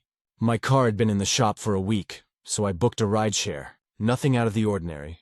Until my driver pulled up, the first thing I noticed wasn't even the van itself, but the 2 giant golden retrievers in the front seat.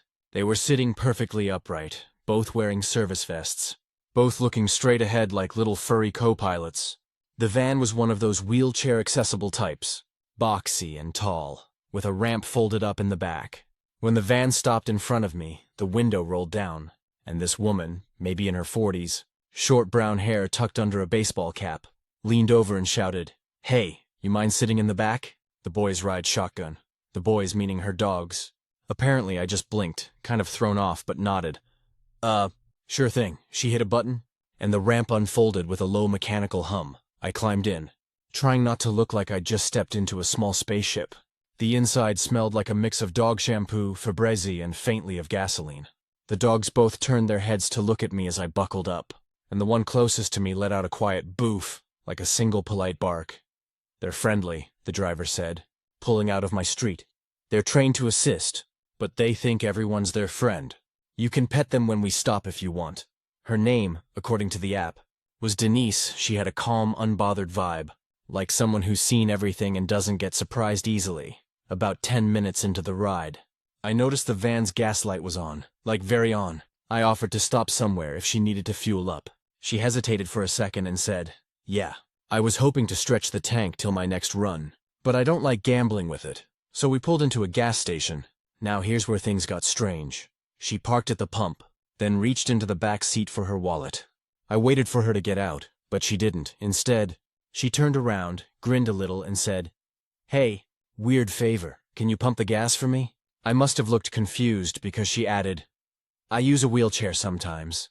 It's easier when someone else does it, and I'll pay for the gas. I just can't easily reach the pump today. I was caught off guard, but I said, Yeah, no problem. I got out, grabbed the pump, and started filling her tank while the dogs stared at me through the windshield like I was doing something suspicious. One of them even pressed his nose against the glass, fogging it up. Denise leaned out her window and shouted, Thanks. The boys are judging your form, I laughed.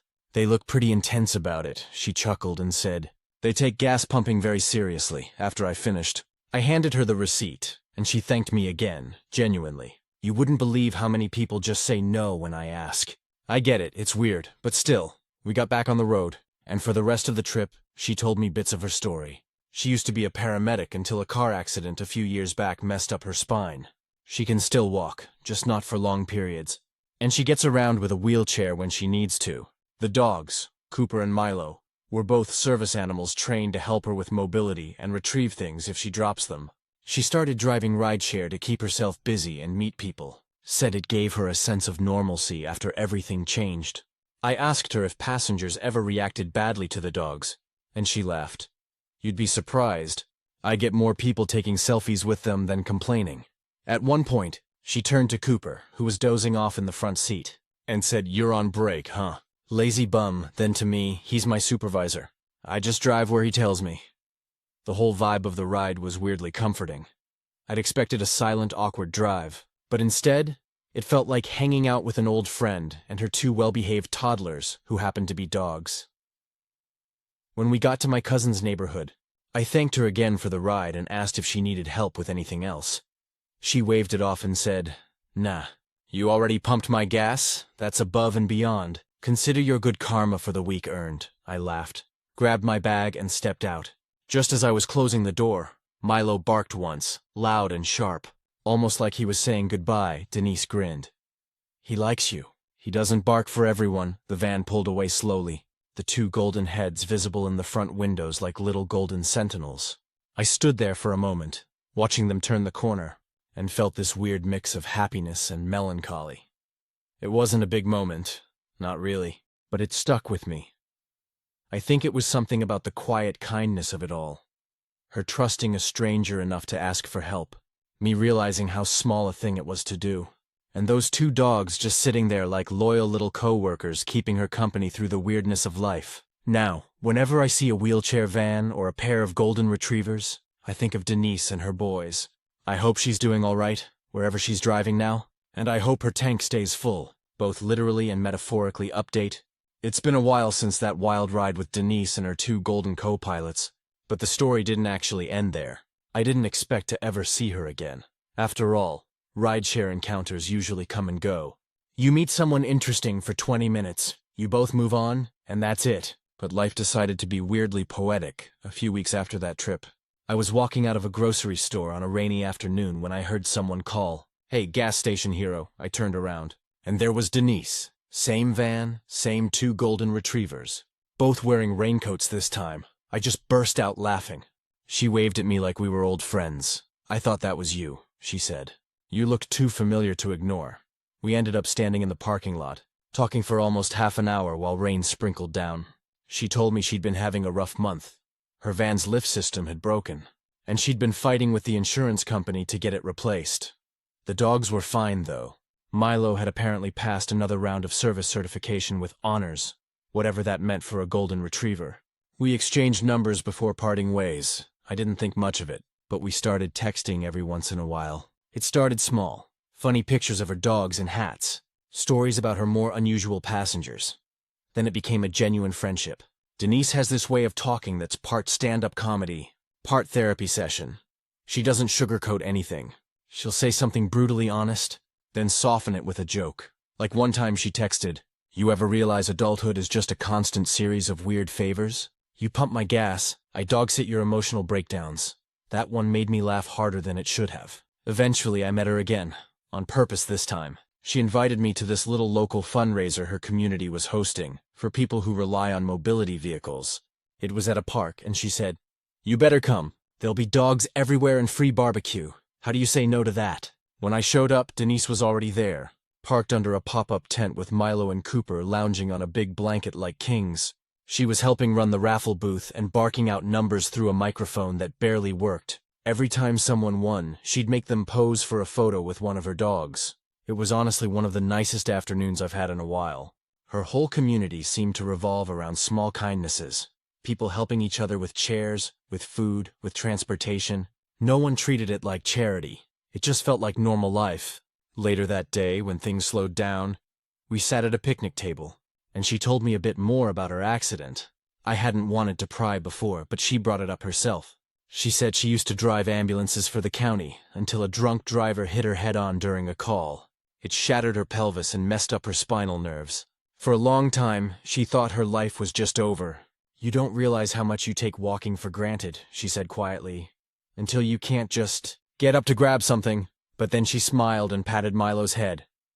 These two gave me a reason to move again, literally and emotionally. I asked her if it was weird driving rideshare with her situation. She laughed. "Oh, constantly. I get people who try to tip me with weed.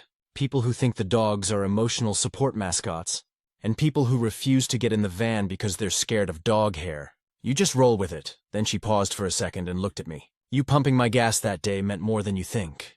It wasn't just the help. It was the way you didn't make it weird. I hate when people treat me like I'm fragile." "You didn't." I told her it wasn't a big deal, but she shook her head.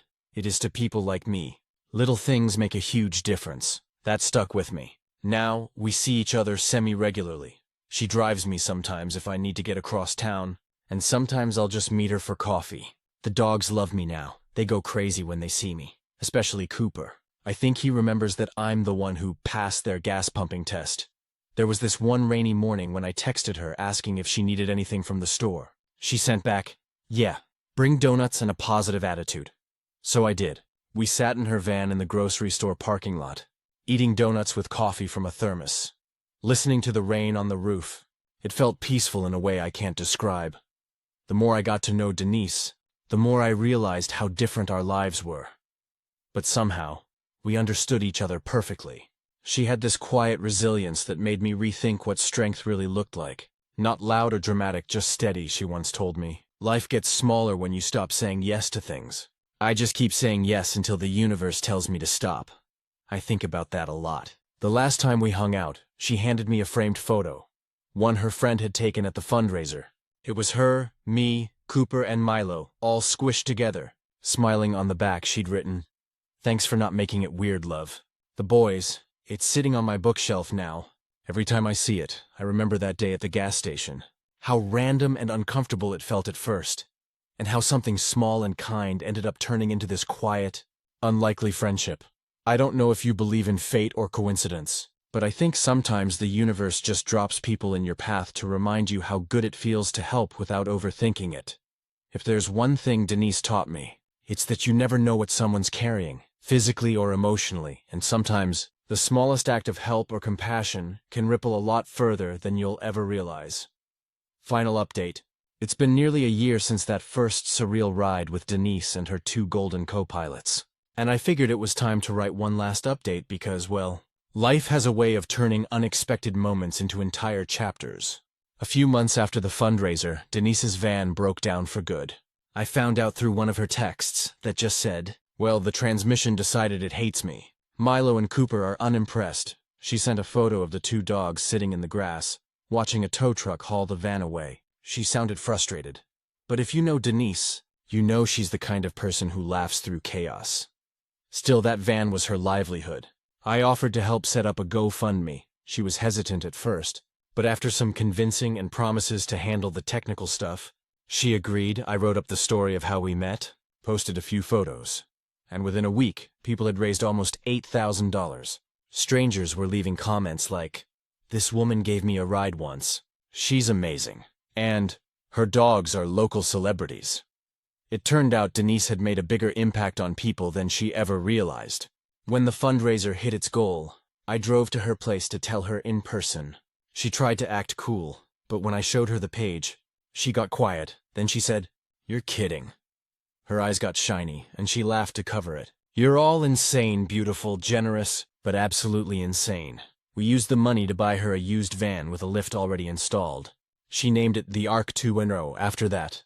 I started helping her out more regularly. Not because she asked, but because I wanted to. Sometimes I'd ride along on her shifts, just to keep her company or handle errands that were hard for her to manage solo. It wasn't charity. It felt more like hanging out with someone who'd become family. Her dogs started to feel like family too. Cooper would nudge my leg every time I got in the van, demanding attention. And Milo had this habit of dropping tennis balls at my feet whether I wanted to play or not. Denise started doing fewer rides and more community work, helping organize local events for people with disabilities, mentoring others who'd gone through similar injuries. She said, "I can't fix what happened to me, but I can make it suck a little less for someone else." Around that time, I went through a rough patch myself. My dad had a stroke, and I spent weeks juggling hospital visits, work, and trying not to fall apart. Denise was the one who kept checking in, even when I didn't answer for days. One night, when things got really bad, she showed up at my apartment with coffee and the dogs. She didn't say anything profound.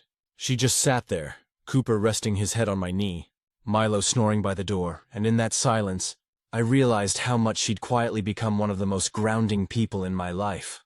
Later, when my dad recovered enough to come home, Denise texted, "See? Told you the world doesn't end, it just changes shape."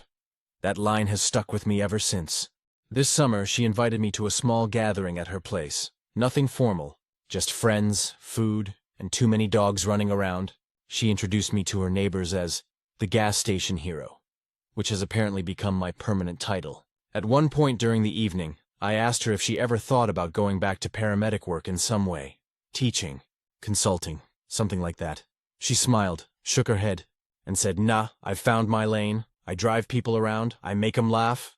I remind them not to take life too seriously." That's enough. As the sun went down, we sat on our porch, sipping iced tea while Milo and Cooper dozed beside us. She looked over and said, "You know what's funny? If I hadn't been low on gas that day, we'd probably never have met." I thought about that a lot afterward. How random that one tiny, ordinary inconvenience led to a friendship that's changed both our lives in small, quiet ways. The truth is, I don't see Denise as my driver anymore. She's just Denise, my friend. The one who taught me that kindness doesn't need to be dramatic to matter. The one who showed me that connection can come from the strangest places. Like a wheelchair van full of dog hair and bad pop music. A few weeks ago, she sent me a message late at night. "Hey, guess what? The boys and I are going cross-country next spring. We're gonna see the Grand Canyon. You in?" I stared at my phone for a long time before replying, "Hell yes, I'm in." So yeah. Apparently my next big adventure involves 2 golden retrievers, a wheelchair van, and one of the funniest, strongest people I've ever met. I don't know where we'll end up or how long it'll take, but if there's anything I've learned from Denise, it's this. Life doesn't follow a straight line. Sometimes, it takes a detour with 2 service dogs and a full gas tank to get you where you're supposed to be. And if I've got a say in it, I'll be there pumping the gas every time. Stories number 7.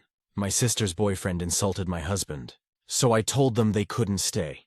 Now my family thinks I went too far.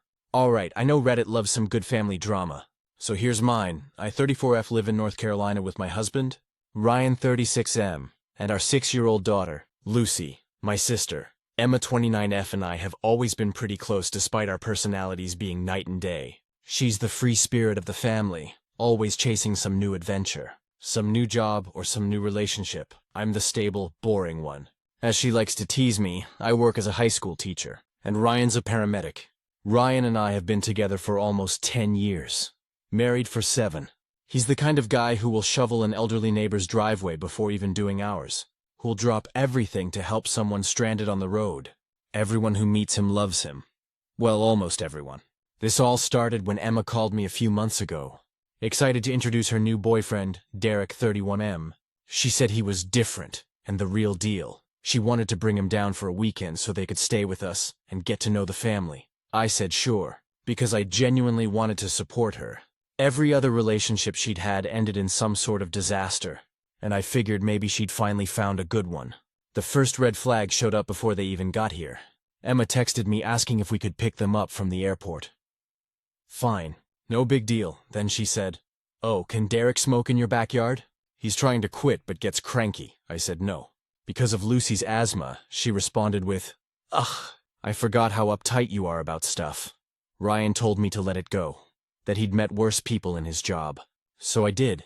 The weekend came, they arrived on a Friday afternoon. Derek walked in wearing sunglasses indoors, a backwards cap, and an attitude that screamed, "I think I'm better than everyone here." He shook Ryan's hand but didn't make eye contact.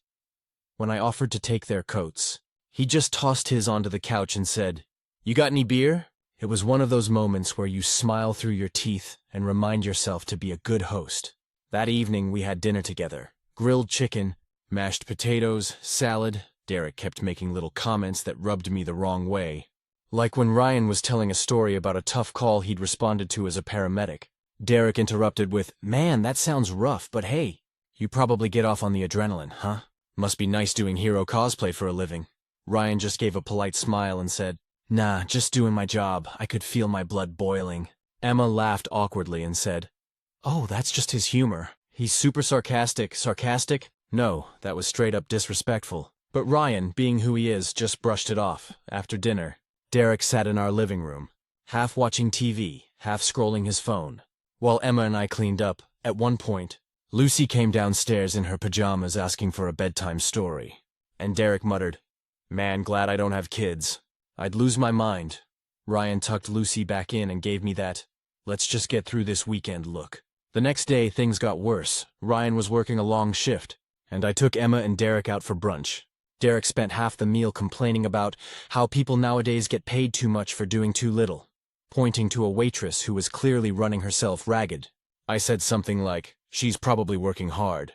Service jobs aren't easy." He rolled his eyes and said, "You'd say that? You're a teacher?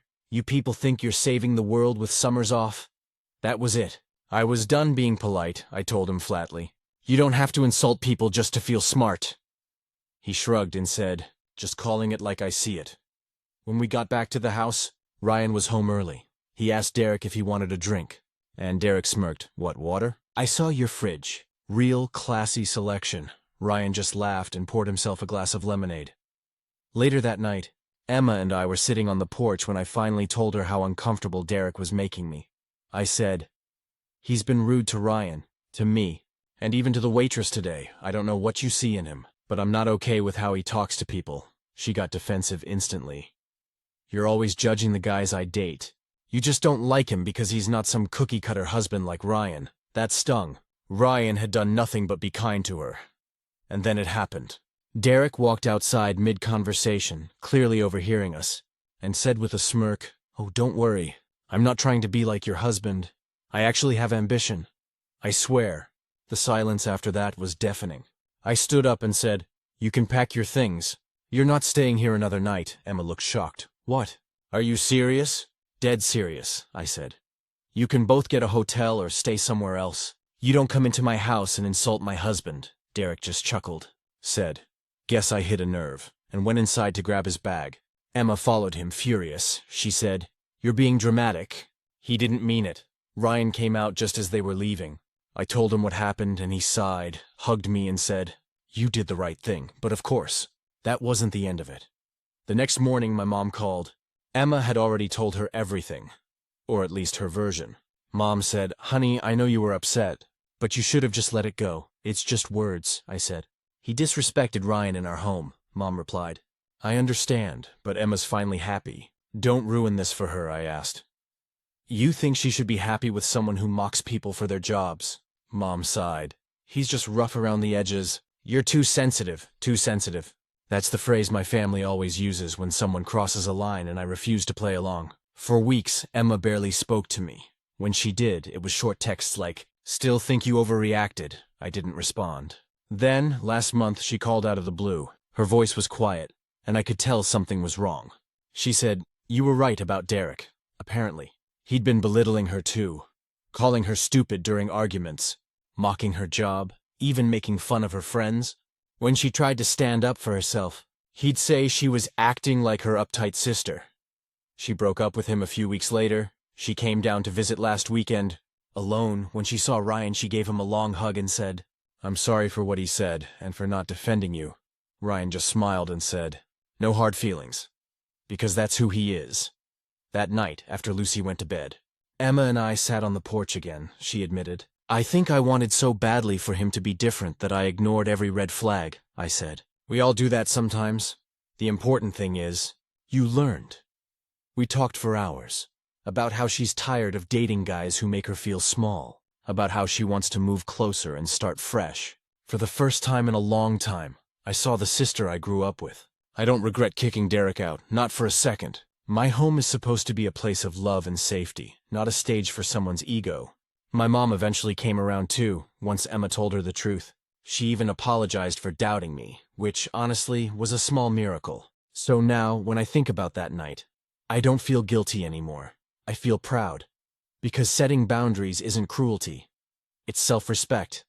And as for Derek, last I heard, he's dating someone new, posting motivational quotes about authenticity on Instagram. Good luck to her, I guess. A few months after everything with Derek blew over, life kind of settled back into its normal rhythm again. Emma and I were talking more, slowly finding our way back to the relationship we used to have before all the tension. She'd text me pictures of her dog, send memes about men with audacity, and occasionally call just to talk about nothing important, which, honestly, meant everything to me.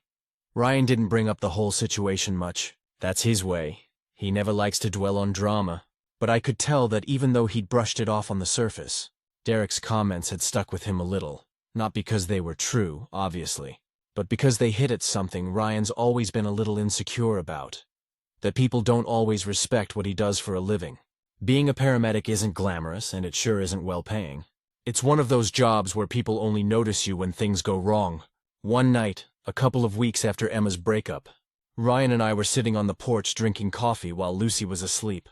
The air smelled like rain, and I brought up Emma, how she'd finally seemed to be getting back on her feet. Ryan just nodded and said, "Good for her, she's tough, just like her sister." Then after a pause he said, "You know, I've been thinking, you handled that whole situation better than I ever could have." I asked what he meant, and he said, "If some guy said something like that to me, I probably would have lost my temper. You kicked him out without yelling or throwing punches, just drew a line and held it. That's strength." It was such a simple comment, but it hit me harder than I expected. I'd spent weeks second-guessing myself, wondering if I'd gone too far or made things harder for Emma. But in that moment, hearing Ryan say that, I realized I'd done what needed to be done. Not just for me or him, but for Lucy too. Because someday she's going to see how I handle situations like that. And I want her to know that respect is non-negotiable. A few weeks later, Emma came down for another visit. She seemed different this time, calmer, more grounded. She even brought flowers for Ryan and a little toy for Lucy, over dinner. She said she'd been seeing a therapist and trying to unpack why she always ended up with men who talked down to her. She said, "I think I've been chasing validation from guys who remind me of Dad. Our dad isn't a bad person, but he's old-fashioned, to put it kindly. The kind of man who thinks emotions are for women, and that hard work only counts if you're the one getting your hands dirty." Growing up, he'd sometimes make comments about Ryan too. Little digs about how real men build things or work with tools. I never thought much of it at the time, but I realized Derek's attitude wasn't so different. Emma continued, "When Derek insulted Ryan, I should have realized right then that it was the same kind of energy, but I didn't want to admit it," I told her. "It takes a lot of self-awareness to see that, Em. Most people go their whole lives blaming everyone else." After that visit, we started having Sunday dinners again. Not every week, but often enough. Emma would drive down from Raleigh, and she'd help me cook while Ryan played with Lucy in the yard. The first time she came back, I caught her watching Ryan and Lucy out the window. This soft smile on her face, she said, "You guys have what I want someday.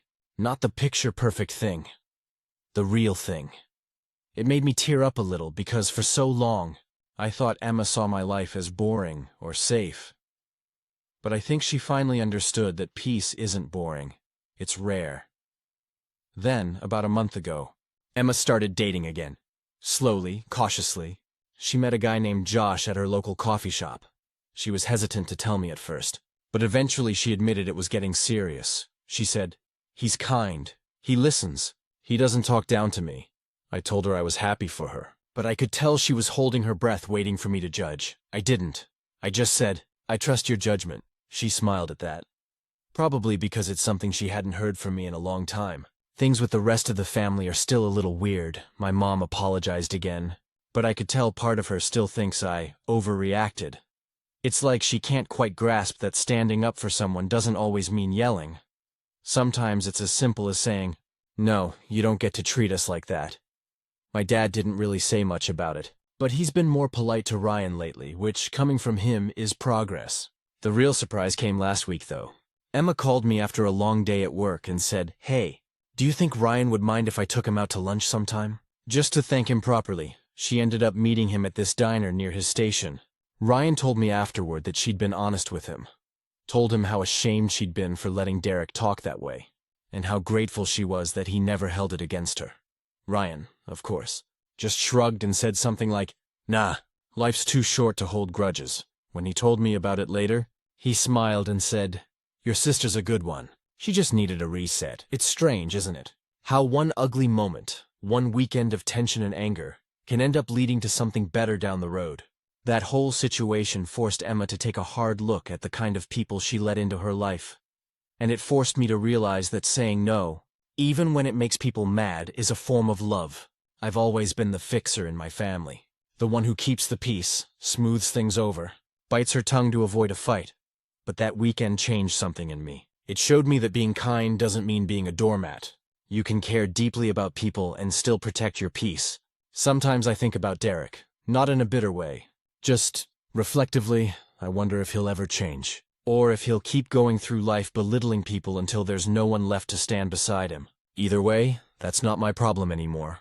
The people who matter, Ryan, Lucy, and even Emma, they're here, and that's enough. Funny thing, when I first kicked Derek out, I thought it might cause a permanent rift between me and my sister, but instead, it ended up being the thing that brought us closer than we've been in years. Now, every Sunday dinner ends the same way. Lucy running around the living room, Emma laughing while Ryan plays her favorite 80s songs on the speaker. It's simple, chaotic, real, and as I sit there watching them, I always think the same thing. Peace isn't something you find, it's something you protect. It's been almost a full year since everything with Derek happened, and I can say with complete honesty that it changed my family more than I ever thought it would, in ways that were uncomfortable at first, but ended up being quietly transformative. Emma and I are closer now than we've been since we were kids. Back then, we used to share a room and stay up whispering about the future, who we'd marry, where we'd live, all the wild things we'd do once we were grown-ups somewhere along the way. Those whispers turned into arguments, and then silence. But now, it feels like we've found our way back to those late-night conversations. Just a little older, and hopefully a little wiser. A few months ago, Emma officially moved back to town. She got a new job at a local design studio and rented a small apartment about 15 minutes from us. She says she loves it. It's her first time living somewhere that feels like hers. No roommates, no boyfriends, no chaos, just peace. Sometimes she'll come over after work, sit at my kitchen counter, and we'll talk about our days like we used to when we were teenagers. Ryan jokes that I've got my partner in crime back. And honestly, he's right. Emma also met someone new. His name's Tom, a mechanical engineer. Quiet but funny in this effortless way. The first time I met him, I was cautious. I'd told myself I wouldn't get emotionally invested in her relationships anymore. But then he showed up with homemade banana bread and helped Lucy fix the chain on her bike within 10 minutes of meeting her. And I thought, okay, this one's different. The real turning point came a few weeks later when we had everyone over for a barbecue. My parents came too. My mom brought her potato salad, which no one but her eats, but we all pretend to love. And my dad showed up in his usual plaid shirt and belt buckle, pretending not to be uncomfortable around Tom. Everything was fine until, midway through dinner, my dad made one of his classic jokes about Ryan's job. Something like, "So you saving any lives today, hero?" in that teasing tone he thinks is harmless. Before I could even open my mouth, Emma, sweet people-pleasing, avoid confrontation at all costs Emma, looked straight at him and said, "Dad, not funny, not now. Not ever." The entire backyard went silent. My dad blinked, surprised. Like no one had ever called him out before. He mumbled something like, "I was just kidding." But Emma didn't back down. She said, "It's not a joke when it makes someone feel small." Ryan gave her this small, appreciative smile, the kind he gives when words fail him. I reached over and squeezed her hand under the table. For once my dad didn't double down. He just nodded and changed the subject. Later that night after everyone left, Ryan said, "Your sister stood up for me. That meant a lot," I told him. "She learned from the best." He laughed, but I meant it. That moment felt like something healing. Not just for Ryan or for me, but for Emma too.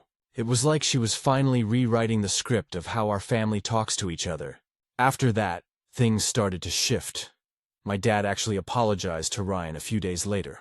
Not in a big, dramatic way, but quietly in the garage. While helping Ryan fix the fence, Ryan told me later that my dad said something like, "Didn't realize I was being an ass. You do good work. We're lucky to have you around." Which, coming from him, is the emotional equivalent of writing a sonnet. A few weeks ago, Emma hosted her own get-together at her new apartment. Her first real adult dinner party. She invited me, Ryan, Mom, Dad, and Tom. She made lasagna and poured cheap wine into fancy glasses like she was trying to recreate a Pinterest photo. It was perfect. At one point, she stood up to make a toast, which is not something she ever does. She said, "I know the last year hasn't been easy for any of us, but I just wanted to say thank you to my sister, because she loved me enough to tell me the truth when I didn't want to hear it." I swear I felt my eyes sting before she even finished. She looked right at me and said, "You saved me from wasting another year of my life on someone who didn't deserve a minute of it." I'll never forget that. Everyone clapped. Even my dad, Ryan, gave me that proud smile again.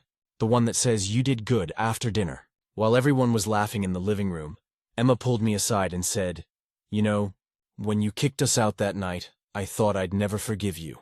I thought you were trying to control my life, But now, I realize you were protecting me. Even from myself, I told her. I wasn't trying to protect you. I was just tired of watching people treat you like you're less than you are. She hugged me and said, "Same difference." We both cried a little, then laughed about it like idiots. Ryan and I walked home later that night under the streetlights. Lucy asleep in his arms. He said, "It's crazy how that one awful weekend turned into all this good stuff." I nodded and said, "Sometimes things have to break before they can be built, right?" And I meant it, because the truth is, that moment, the night I told Derek to leave, wasn't really about him. It was about everything I'd learned growing up. To keep quiet, to be polite, to swallow disrespect for the sake of peace. It took me 34 years to realize that real peace doesn't come from silence. It comes from standing your ground. Now, when I look at my sister, I see someone who's not just surviving but thriving. She laughs more, she trusts herself again, and she's stopped apologizing for taking up space. Watching her rebuild her life, brick by brick, has been one of the proudest things I've ever witnessed. A few days ago, she texted me a picture of her and Tom on a hiking trail with the caption, "Healthy looks good on me." I couldn't stop smiling. Maybe one day I'll tell Lucy this story. Not the messy, painful parts, but the lesson behind it. That kindness doesn't mean allowing people to walk over you. That you can love your family and still say no. And that sometimes, saying "get out" is the most loving thing you can do. For the first time in years, our family feels peaceful. Imperfect, yes, but at peace. And every time I think about it, I can't help but feel grateful that I stood my ground that night. Because if I hadn't, none of this healing would have happened. In the end, it wasn't just about Derek insulting my husband. It was about drawing a line that said, "This family deserves respect," and that one small act, it changed everything. Stories number 8.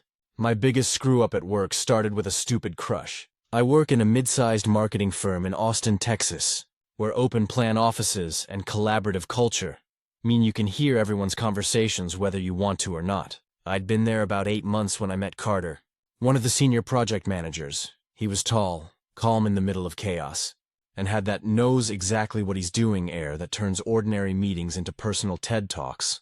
At first, he was just the guy who fixed my formatting and slide decks without making me feel dumb.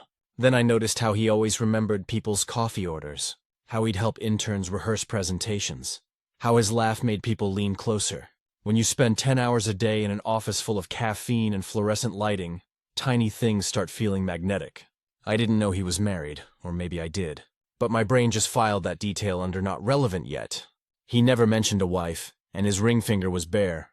Apparently, he didn't like wearing jewelry because he typed all day. It started small. One afternoon, I was stuck rewriting a campaign pitch. Frustrated and hungry, he leaned over my desk and said, "You're overthinking it. Pretend you're explaining it to a friend." Then he grinned. Pretend I'm the friend. That line stuck in my head for days. Soon, we were eating lunch together most afternoons. He'd tell me stories about his roommate who worked from home, and I took it at face value. We'd walk to the taco truck across the street, talking about music and bad bosses. Laughing too much, my coworkers noticed. Hannah, one of the copywriters, teased me. "You and Carter are becoming the lunch date regulars." I brushed it off. Then came the happy hour. Our department hit its quarterly goals, so management treated us to a night at a local bar. Everyone was loose, the playlist was good, and Carter sat next to me at the long wooden table. After a few rounds, we started trading stories about college. At some point, our knees brushed and neither of us moved away. He leaned in to hear me over the noise and said, "You've got the best laugh here. You know that?" My stomach flipped. I told myself it was harmless. But later, when we all stood outside waiting for rides, he offered to walk me to my car in the dim parking lot. With the buzz of cheap beer and neon lights, I looked up and said, "You're dangerously charming, you know that?" He froze, just long enough for me to notice something shift. Then he exhaled and said softly, "You really shouldn't say that to a married man." The air went cold. I laughed, thinking he was joking, but he wasn't smiling. "Married?" I repeated stupidly. He nodded. For 6 years, it felt like a rug had been yanked from under me. My heart was hammering, and I wanted to crawl into the asphalt. I mumbled something like, "I didn't realize. I'm so sorry," and bolted for my car. I couldn't sleep that night. I kept replaying the moment, every flirtatious joke, every text about weekend plans. How had I missed it? I felt dirty, not because we'd done anything physical, but because I'd let my imagination run wild in a direction that crossed a line I hadn't even seen. The next morning at work, everything was painfully normal. Carter acted completely professional, and I followed his lead. But I noticed the subtle distance. No more lunches, no inside jokes, just polite nods. 2 weeks later, HR announced a reshuffling of project teams. Carter was moved to another department. Part of me thought it was coincidence, but Hannah raised her eyebrows and whispered, "Guess the dynamic duo got split up?" I smiled weakly. For the next month, I felt like I was walking around with a neon sign flashing "Homewrecker in training." Nobody said anything, but I could feel the judgment I imagined in every glance. I didn't tell anyone the truth because admitting it out loud would mean I really had messed up. The worst part? I missed him. Not in a romantic way anymore. More like losing a friend. He was funny, reliable, and had made my stressful job a little more bearable. But every time I remembered his face that night, the embarrassment came flooding back. Then one afternoon, around closing time, he came by my desk, my pulse spiked. "Hey," he said, keeping his voice low. "Got a minute?" I nodded. He looked uncomfortable, which was rare for him. I wanted to apologize. "I should have mentioned my wife earlier. I never meant to lead you on." I shook my head. "No, that's on me. I crossed a line." He smiled sadly. "We both could have handled things better." He started to leave, then paused. "For what it's worth, you're really talented. Don't let this change how you carry yourself here, okay?" That last line gutted me, because it already had, after he left. I sat there for a long time. Then I opened a blank document and wrote, "Don't confuse connection with compatibility." It became a note on my wall. The months that followed were humbling. I focused on my work, avoided gossip, and forced myself to accept that liking someone doesn't give you the right to blur their boundaries. I started therapy, not just because of him, but because I realized I had a habit of chasing validation through attention. My therapist, Dr. Kelly, said something that stuck. Sometimes the attraction isn't about the person. It's about how they make you feel seen. That hit hard. I eventually got promoted. Hannah and I became close friends outside of work. She even joked, "You survived your office crush era." Character development. Carter still worked in another department. We'd exchange polite smiles in the hallway, nothing more. I heard he and his wife had a baby girl last year. I didn't feel jealous, just quietly glad they were okay. Sometimes, late at night, I think about how easily things could have gone differently. If I'd said something bolder that night, or if he'd said something weaker. A single bad decision can blow up more than just a job. It can wreck someone's family. Now, whenever new hires join our team and start talking about office crushes, I laugh and say, "Trust me, it's never worth it. They think I'm being funny." I'm not. I learned the hard way that attraction is easy. Respect takes work. And if you ever find yourself flirting with someone you know shouldn't be an option, walk away before you have to apologize for it later. Because the shame doesn't fade as fast as you think it will. Update. So, I didn't plan on ever revisiting this story. I honestly figured it would fade into that mental file labeled humiliating lessons learned. But apparently, life had other plans. It's been just over a year since everything happened with Carter. In that time, I've changed jobs, moved apartments, started dating again very slowly, and learned more about boundaries than I ever thought I would. But the reason I'm writing this update isn't because I want to dwell on the past. It's because that past kind of found me again. In the weirdest, most unexpected way, a few months after I first posted. I transferred to a different marketing firm across town. The vibe was more creative, less corporate, which felt like a fresh start. No awkward hallway run-ins, no unspoken rumors, no reminders of the mess I made. I threw myself into work, started going to the gym again, joined a weekend hiking group, and even began talking to a guy named Ethan, who I met through a friend for the first time in a long time.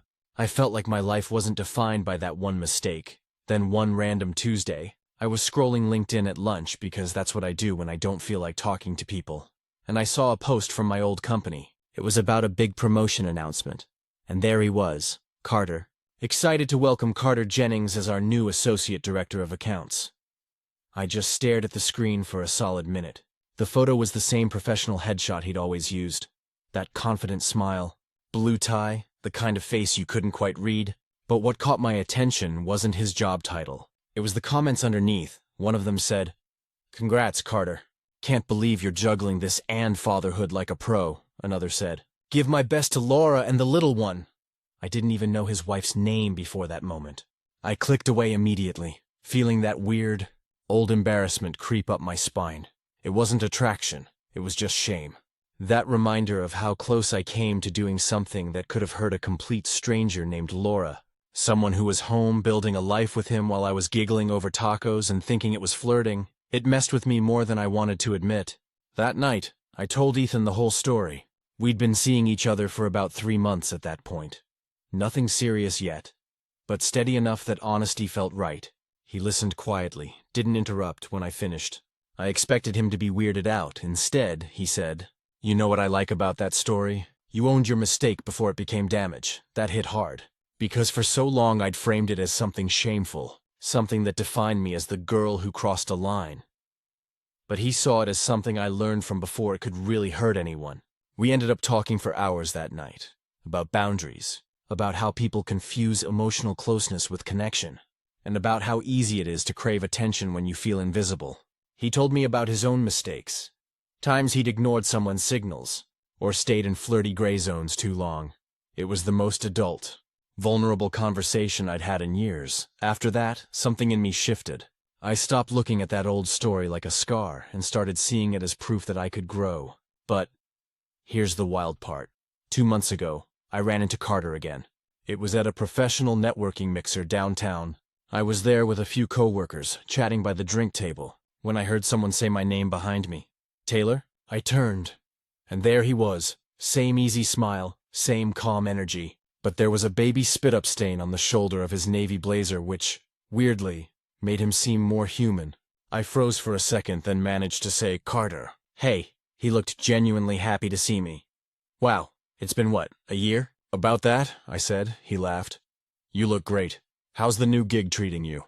We made small talk for a few minutes. Work, weather, Austin traffic, and it was surprisingly normal. No tension, no weirdness. He mentioned his daughter, Emma, and how he was learning that toddlers don't care about deadlines. I congratulated him and said she sounded adorable. Before he walked away, he said something that stayed with me. "I'm glad we can talk like this now. I know things got awkward before, but you handled it better than most people would have." I just nodded. "We both did what we had to do." He smiled. "Yeah, growth, right?" Then he was gone, off to shake hands with some exec, and I just stood there, weirdly emotional, because for the first time, I didn't feel guilty. I felt at peace. Ethan later joked, "So you saw the ghost of cringe past and lived to tell the tale." Honestly, that's exactly what it felt like. The more time passes, the more I realize how important that whole mess was. It forced me to take accountability, to understand myself better, and to stop chasing validation through attention. I even started mentoring one of our interns, Jess, who's around the same age I was when all this happened. When she mentioned having a crush on a coworker, I told her, flirting can feel fun, but the fallout usually isn't. Ask yourself if it's worth your peace. She thought I was being dramatic. Maybe I am, but I'd rather be dramatic than reckless again. Ethan and I are still together. We're taking it slow, learning to communicate honestly. He says I overthink everything, and he's not wrong. But he also says that's what makes me self-aware. I tell him it's what keeps me from making the same mistake twice. So yeah, this is where I'm at now. Still learning, still growing. Still occasionally haunted by LinkedIn posts I didn't ask to see. But for the first time, I'm proud of the person who came out the other side of that mess. Not perfect, not unscarred, just more honest. And if I could give past me one piece of advice, don't let loneliness trick you into thinking a spark means safety. It doesn't, but it can light the way to a better version of yourself. If you're brave enough to face it. Final update, it's been 3 years since that post. And sometimes I still can't believe how much has changed. Reading back over my original story feels like eavesdropping on a younger version of myself. A version who was trying to understand love, validation, and boundaries all at once. And doing it messily, I'm not embarrassed anymore. Actually, I'm kind of grateful. Because that mistake, the one that felt like it was going to define me forever, ended up being the thing that forced me to grow up. So here's where life is now. Ethan and I got married last spring. We had a small ceremony in hill country, surrounded by wildflowers, close friends, and a handful of family. The vows weren't flowery or cinematic. They were honest. Mine started with, "I used to think connection meant intensity. Now I know it means safety," Ethan cried before I did, which still makes him blush when I tease him about it. Our marriage isn't perfect, but it's real. We talk about everything, even the uncomfortable stuff. He's not threatened by my past, and I don't try to rewrite it. That's something I never thought I'd be able to say. Career-wise, I'm doing better than ever. I'm now a senior creative lead at a design agency, and I mentor new hires, mostly women fresh out of college. It's funny how the universe loops back, because every year, without fail, one of them will ask me quietly, "Is it really that bad to like someone at work?" I tell them the truth. It's not bad to like someone. It's bad to ignore what liking them might cost. And then I usually tell a fictionalized version of my own story. Enough to make the point without outing anyone. I always end it with, "If you have to hide it, it's not healthy." The weirdest full circle moment came earlier this year. I was asked to lead a professional development workshop for another company, a joint training between our agency and a client. Guess whose company that turned out to be? Yep, Carter's. I didn't know until I walked into the conference room and saw him at the table, flipping through notes. My stomach did a quick backflip. Not because I was nervous, but because it was surreal seeing him again after so long. He looked older, in the best way. A few gray streaks in his hair, that quiet calm he always had, but softened somehow when our eyes met. He smiled like an old friend, not a ghost from my past. After the session ended, he came over. "Taylor," he said, shaking his head, "didn't expect to see you running the show." "Life's weird like that," I said. We talked for a bit. He told me about his daughter, Emma, who was now almost 4 and obsessed with dinosaurs. He said his wife, Laura, had started a small photography business, and he showed me a picture of them. The 3 of them standing in front of a lake, his daughter wearing a T-Rex hoodie and grinning like a maniac. Something in me relaxed completely. I think I needed that moment. The visual confirmation that everything turned out okay, that I hadn't ruined anything except maybe a few months of awkward tension. He said something that stuck with me. "You know, I think about that night sometimes. How easily it could have gone wrong. I'm glad we both caught ourselves before it did." I told him I was too. And I meant it. That conversation wasn't emotional or heavy. It was just closure, the good kind. The kind that doesn't sting. When I left, he said, "You turned out really well, Taylor. I'm happy for you." That might sound small, but it meant more than I can explain because for a long time, I'd carried the idea that I was the girl who crossed a line. Now I realize I was just someone learning boundaries the hard way. And maybe that's what adulthood really is. Collecting scars and learning how to turn them into stories instead of excuses. Ethan knows about that meeting. I told him the same night. He just smiled and said, "Good. You both deserve that kind of peace." Then he handed me a glass of wine and said, "Now can we please talk about something less depressing?" We ended up watching The Office reruns and arguing about whether Jim is secretly kind of toxic. Spoiler. He is. That's what love looks like for me now. Honest, safe, a little ridiculous. There's one more full circle moment that I want to share. Though, a few weeks ago, I was mentoring one of our interns, Amber, bright and ambitious. The kind of person who thinks she has to have everything figured out at 22, she asked, "What's one thing you wish someone had told you when you started working?" Without even thinking, I said, "That you don't have to flirt to be seen?" She looked confused at first, then thoughtful. "That's actually really good advice," I smiled. "Trust me, I learned it the long way." When she left the room, I sat there for a minute, just letting that sink in. 3 years ago, I was terrified of being seen as that girl.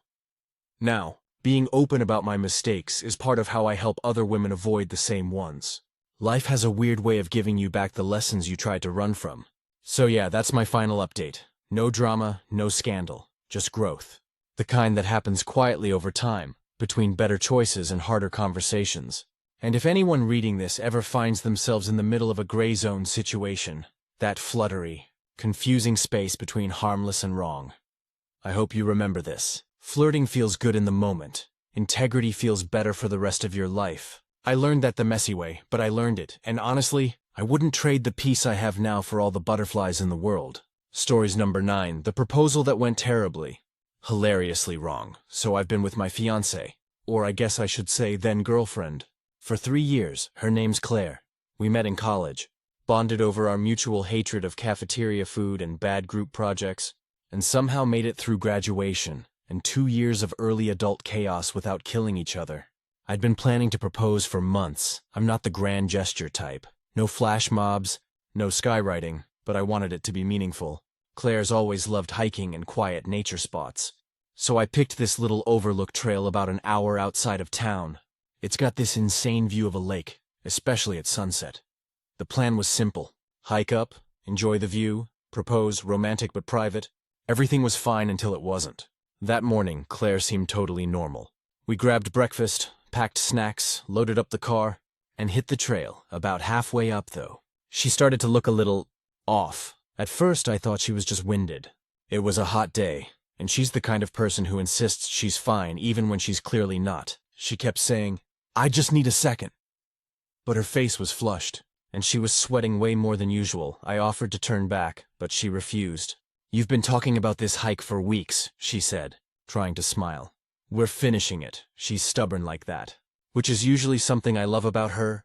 At that moment, though, I started to worry. When we finally reached the top, she was pale, breathing hard, and clearly exhausted. I handed her water, and she chugged half the bottle in one go. I thought maybe she just overheated, so I figured fine, we'll rest a bit, then I'll propose. I waited until she seemed better, still flushed, but sitting up and smiling again, and decided to go for it. I told her how much she meant to me, how I couldn't imagine my life without her, and I got down on one knee, and that's when everything went completely sideways. The second she saw the ring box, her eyes went wide, not in the cute, shocked way you see in proposal videos. More like she'd just realized she left the oven on at home. Then her hands started shaking, her breathing went rapid, and she said, "Oh my God," over and over again. I thought she was just overwhelmed.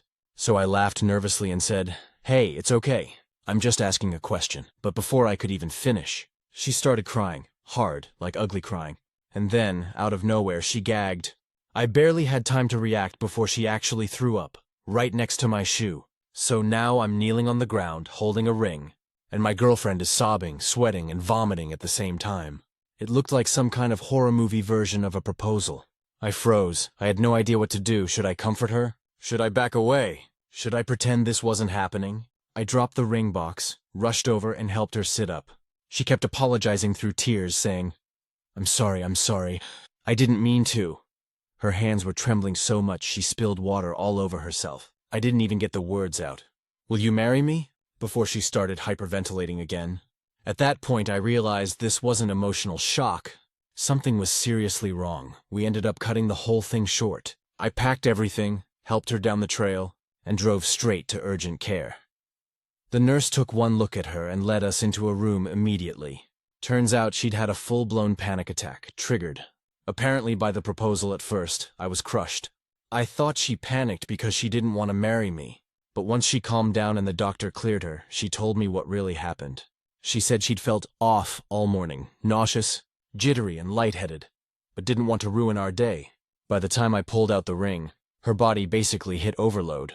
Between the heat, dehydration, and adrenaline, her system freaked out. The crying and vomiting weren't because she didn't love me. Her body just physically couldn't handle the moment. I believed her, mostly because she started crying again and said, "I swear I was so happy, but my brain short-circuited." We sat there for an hour, just holding hands while she recovered. Then, when we got home, she pulled the ring box off the counter, opened it, and said softly, "Okay, try again, just maybe not outside this time." So I got down on one knee right there in our kitchen, next to the sink, and asked her properly. This time she smiled, said yes, and hugged me so hard I almost fell backward into the fridge. We laugh about it now, though it took a few days before either of us could joke about it.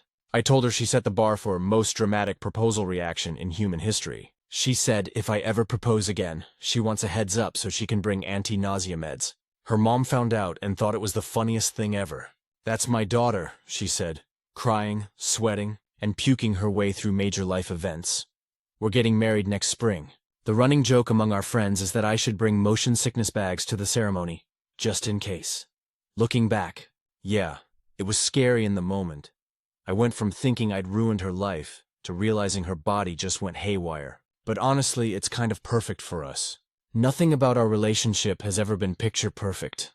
It's always been a little chaotic, a little weird, but somehow exactly right. And hey, if she could say yes after all that, I figure we'll survive anything. It's been about 7 months since the incident, and I swear, we're still hearing about it from everyone we know. At this point, it's legendary among our friends and both families. Claire has fully embraced it too. She even tells the story herself now, which is wild considering how embarrassed she was right after it happened.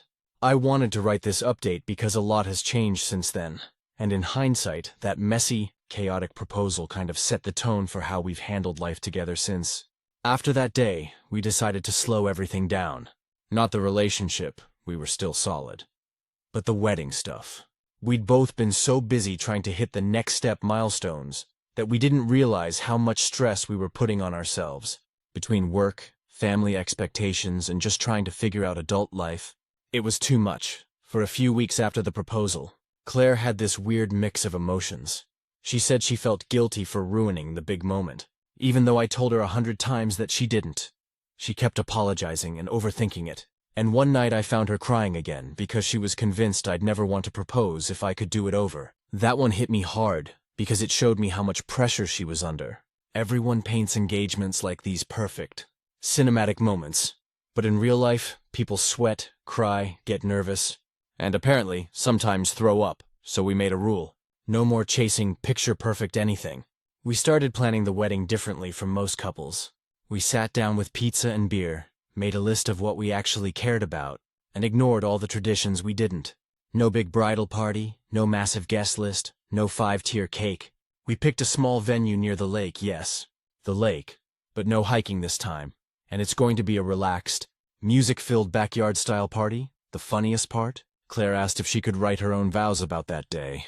I told her sure, but I'm slightly terrified of what she's going to say. She joked she might start with, "I promise not to throw up during major life decisions again." On a more serious note, though, that day actually made us stronger. After it happened, we talked more honestly than we ever had before. We talked about pressure, expectations, anxiety, all of it. Turns out, Claire's been dealing with anxiety for years, but she's always tried to power through because she hates feeling like a burden. That proposal was kind of the breaking point where her body forced her to slow down. She's been seeing a therapist now, and it's honestly been life-changing for her. She told me she's learning how to spot the early signs of panic before it spirals. She also said she feels safer being vulnerable around me now, which meant a lot to hear. And as for me, I learned a ton too. I used to think love was about big gestures, but now I think it's about how you handle the ugly, awkward, real-life stuff. Holding someone's hair back while they panic and puke mid-proposal? Not exactly what romantic comedies prepare you for. But that's love too. We also had this moment a few months ago that felt like the perfect full circle. We went back to that same trail, this time early in the morning when it was cool out. She was nervous at first, but we took it slow. When we reached the top, she looked out over the lake and said, "Okay, round 2. No tears, no puke, just vibes." We didn't redo the proposal or anything, but we sat there and laughed about how ridiculous that day was. Then she pulled out her phone and showed me a video she secretly took of me kneeling. Yes, even in the chaos. Apparently, she'd had her camera running because she wanted to remember the view. Not realizing she was about to, well, implode. The video is horrible and hilarious. You can see me down on one knee, smiling like an idiot, and then the camera jerks around while you hear her say, "Oh my God," about 5 times before chaos breaks loose. We both cried laughing watching it. We're still together, stronger than before, and honestly, I wouldn't change a thing. If you'd told me then that my dream proposal would turn into a viral-level disaster, I would have been mortified. But now, every time someone new asks about how we got engaged, I just say, "Do you want the short version or the emergency room version?" And for the record, she's been totally fine since. No panic attacks, no surprise vomit, no dramatic fainting spells. Just us, figuring things out one weird, messy, beautiful step at a time. Final update. It's been a little over a year since that proposal, and somehow we're married now. And I don't mean married in the chaotic, rushed movie ending kind of way. I mean the quiet, everyday kind of married, where you share coffee in the morning, laugh over stupid inside jokes, and somehow still talk about the vomit proposal every time someone new asks how we got engaged. We ended up getting married 6 months ago, and the day couldn't have been more different from how our engagement went down.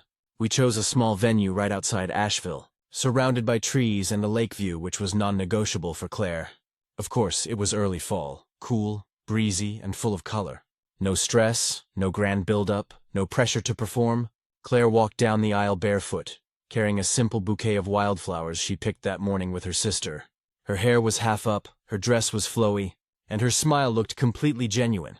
Not the forced, camera-ready one I saw so often during the engagement planning phase. I stood there waiting for her, remembering that first proposal. The panic, the sweat, the tears, the vomit, and somehow, all I felt was calm when she reached me. She leaned close and whispered, "Don't worry. I'm not gonna pass out this time." Everyone laughed because apparently she said it louder than she thought. The ceremony was short and sweet. No one read long speeches or quoted poetry. We both kept our vows simple and personal. Claire did, in fact. Make a joke about the proposal. Something along the lines of, "When I saw him kneeling that day, I thought my heart was going to explode." And apparently my stomach too. The whole place erupted in laughter. And I swear I saw her dad wiping tears from his eyes. Not sad tears, but the kind that come from seeing your kid finally happy and at peace. That moment, I realized something. The disaster that once embarrassed us so much had become one of the best parts of our story. After the wedding, we honeymooned in Colorado. We went hiking again, yeah, I know. Risky choice given our history. But this time we packed electrolytes, snacks, and, most importantly, zero expectations. No big romantic gestures. No plans beyond just being together. And that's pretty much how our marriage has been so far. Peaceful, imperfect, real. We still have our moments, of course. Claire still overthinks sometimes, and I still get impatient when things don't go perfectly. But now we talk about it. We laugh about it. We even started saying vomit day whenever one of us gets overwhelmed. Kind of as shorthand for, hey, remember when life felt like it was falling apart, and it was fine? She's still in therapy, and it's helped her a lot. Her therapist said that day probably triggered an old stress response, but the fact that she was supported through it helped her start addressing the deeper stuff she'd been avoiding for years. And honestly, it helped me too. Watching her go through that, and seeing how we came out stronger, taught me a lot about patience and compassion. I used to think I had to be the calm, perfect guy, the rock, but sometimes being the rock just means showing up, staying when things get messy, and being willing to laugh through the weirdest moments of your life. The world still tries to make people think love is about perfect timing, fancy photos and smooth proposals, but if you ask me now, it's about the moments you don't plan for. The ones where everything goes sideways, and you still choose each other anyway. We still have the ring box from that day. It's a little beat up, with dirt on the edges from where it dropped. Claire refuses to clean it, says it's part of the story. It sits on our dresser now, next to a photo from our wedding day. The two of us barefoot, laughing like idiots. The lake behind us glowing orange from the sunset. Every once in a while, I'll catch her staring at that picture, smiling to herself, and she'll say, "I'm really glad I didn't say yes until after I puked." And honestly, same. Stories number 10. The day I accidentally fed 120 people at a 60-person conference. So, this happened a few months ago, and it's honestly one of those things that could only happen to me. Equal parts stupid mistake, bad timing, and overconfidence in my ability to multitask. I work as an operations coordinator for a mid-sized marketing firm in Denver. Basically, I'm the person who makes sure things don't fall apart when our higher-ups decide to host important events like product launches, workshops, or, in this case, a 3-day regional conference for clients and partners. Our company had been hyping this thing for weeks. We were flying people in from 6 different states, renting out a fancy hotel conference room, and putting together presentations that made us look a lot more put together than we actually were. My boss, Tyler, is one of those charismatic but perpetually stressed types who loves delegating last-minute chaos to the people who get things done. Unfortunately, that's me. He came into my office the week before the conference and said, "Hey, can you handle catering for all 3 days? Breakfast, lunch, snacks, the usual. Keep it simple but professional." I said sure, because how hard could it be? I've done dozens of events before. I pulled up the contact list for our usual vendors and started comparing prices. I sent quote requests to 2 places. One local deli that makes really good boxed lunches, and a new catering company a client recommended. Both got back to me within the hour. I reviewed the menus, picked my favorite from each, and here's where I royally messed up. I thought I was confirming an order with the deli. I even replied to their email saying something like, "Perfect. Please confirm for delivery at 11:30 a.m. next Thursday at the Grandview Hotel Ballroom." Then, because I was in a rush and juggling 3 other projects, I must have copied and pasted the same message into the other caterer's email chain, meaning both vendors got a confirmed order email I didn't notice at the time. I was too busy chasing down name tags, printing badges, and coordinating the hotel's AV equipment. Fast forward to the day of the conference. Everything's going surprisingly well. People are arriving on time, the presentations are running smoothly, and the coffee bar isn't empty, which is a small miracle. Around 11:15, I get a text from one of the caterers. "We're here with your 60 boxed lunches. Perfect." Right on time, I go to the loading dock to meet them, sign the invoice, and start setting everything up in the back room. Turkey sandwiches, veggie wraps, chips, cookies, bottled drinks, all neatly arranged. Then, about 10 minutes later, I hear someone call from the hallway, "Hey, catering's here." At first, I thought they meant the catering that was already here. But no, I turn around and see another delivery crew rolling in with another 60 boxed lunches. For a solid 30 seconds, my brain just refused to process it, like I was staring at these two groups of caterers, both unloading stacks of identical-looking boxes, thinking, there's no way I did this, but I did. Both teams had printed copies of my confirmation email, complete with my signature and the exact same delivery instructions. The first driver, this young guy named Chris, looked at me with raised eyebrows and said, so which one of us is the real order?" I wanted to melt into the floor. "Apparently both," I muttered. Tyler walked in right as I was standing between two towers of sandwiches, and his face went pale. "What the hell is this?" he whispered. Double ordered," I said weakly. He blinked, then slowly said, "You mean, we have double the food?" "Yes." There was a long pause before he said, "Well, I guess everyone's eating like kings today." And honestly, that's exactly what happened. We ended up having two entire catering setups, one from each company. So we turned the lunch break into a buffet battle. We told everyone it was intentional, that we wanted them to vote on which caterer they liked best for future events. People thought it was brilliant. Meanwhile, I was dying inside, behind the scenes. I had both invoices in my inbox, one for $980 and one for $1,150, both charged to my company card. I knew finance was going to notice. When the lunch wrapped up, people were raving about how great it was. One guy even said, "This is the best conference food I've ever had. You guys really went above and beyond. If only he knew." Later that afternoon, I pulled Tyler aside and confessed everything. I showed him both email chains, and to my surprise, he started laughing. Like full-on laughing, he said, "You know what? This is exactly the kind of chaos I should have expected. At least everyone's happy." Then he added, "Just don't let accounting see both receipts." Spoiler. Accounting definitely saw both receipts. The following Monday, I got a Slack message from Cheryl in finance. It said, "Hey, just curious. Why did we spend over $2,000 on sandwiches last week?" I considered pretending I didn't see it, but eventually I owned up. I explained what happened, added a crying emoji, and offered to cover part of it from my bonus. Cheryl just replied, "Please never do that again, but honestly, this is the most harmless mistake we've seen all month." The best part? A few weeks later, both caterers emailed to thank me for the large order and said they'd love to work with us again. One of them even gave me a loyalty discount.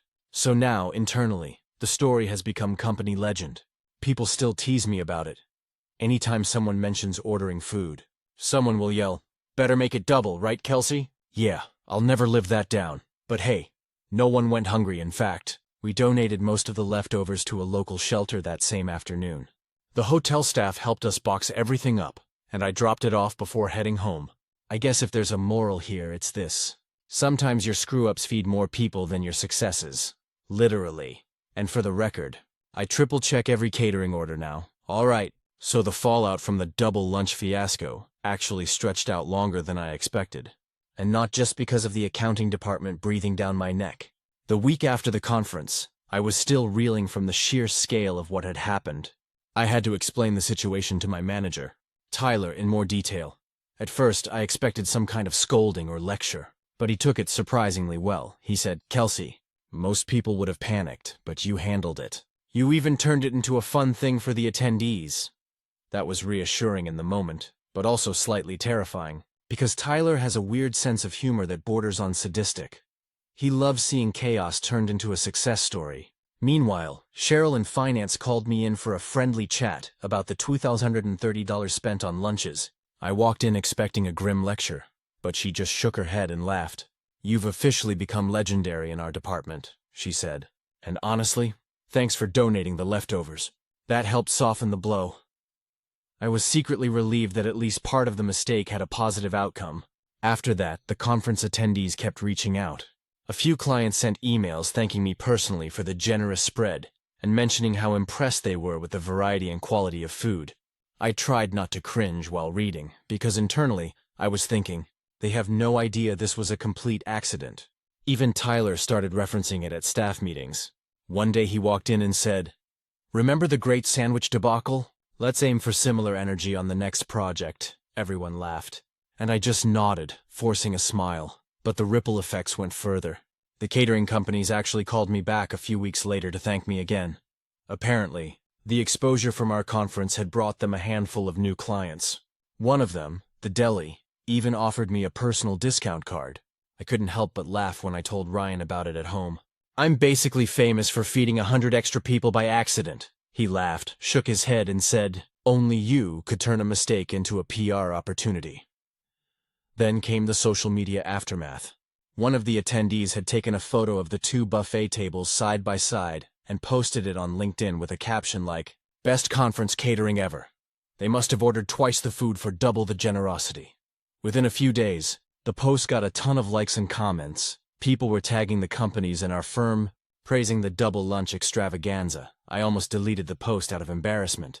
But Tyler said, "Leave it. Let the legend live." The weirdest part? Months later, someone from another department who hadn't even attended the conference came up to me and said, "Hey, are you the one who accidentally ordered double lunch?" Apparently, my reputation had preceded me. I could feel my face turning bright red, but I just shrugged and said, "Guilty as charged." On a personal level, I learned a few things from this fiasco. First, always triple-check emails before hitting send, especially when money and people are involved. Second, mistakes aren't always catastrophic. Sometimes they create memorable experiences for others. And third, if you handle chaos calmly, people are much more likely to forgive and even celebrate your errors. By the next quarter, I was asked to take the lead on another client event. I made sure to keep meticulous records, confirmed all catering orders at least 3 times, and even put a checklist on my office wall labeled "Don't feed 120 people by accident." Still, during the event, people kept joking, "Are you sure this is enough food, Kelsey? And you ordering double again?" I just laughed along. Honestly, the whole thing has become a badge of honor in our office. People still bring it up at staff lunches, and new hires hear the story during orientation. It's embarrassing, yes, but it's also kind of hilarious in retrospect. The conference ran smoothly, the clients were happy, the leftovers went to a good cause, and I survived without a nervous breakdown, and most importantly, it's a story I'll probably be telling for the rest of my career. The time I accidentally doubled the lunch order, and somehow turned it into a legendary event. It's been nearly a year since the infamous double-order lunch incident, and looking back, it's crazy to think how much a single email mistake ended up shaping not just that conference, but a lot of my perspective on work, stress, and handling mistakes. After the initial fallout with accounting and the endless teasing from Tyler and my colleagues, things settled into a surprisingly positive rhythm. The catering companies I'd accidentally promoted started giving our firm small perks whenever we booked events. Discounts, freebies, and occasionally, shout-outs on social media. I couldn't believe that what should have been a disaster turned into a small business win for them. The deli even started sending me holiday gift baskets as a thank you for the publicity.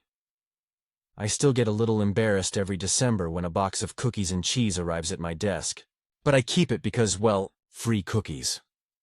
At the office, the story became part of our company lore. New hires would inevitably be told, "You'll meet Kelsey. She's the reason we once fed 120 people when we only needed 60.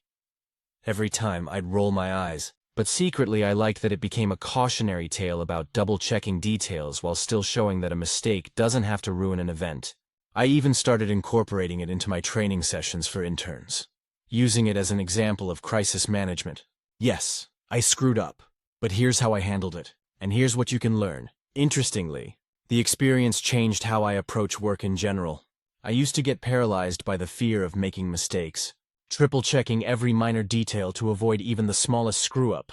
After surviving this, I realized that mistakes happen, and sometimes, the best thing you can do is stay calm, adapt, and turn it into a positive whenever possible. I found myself more confident in handling last-minute changes, knowing that even if something went sideways, it didn't have to be catastrophic. The event itself is still talked about among clients.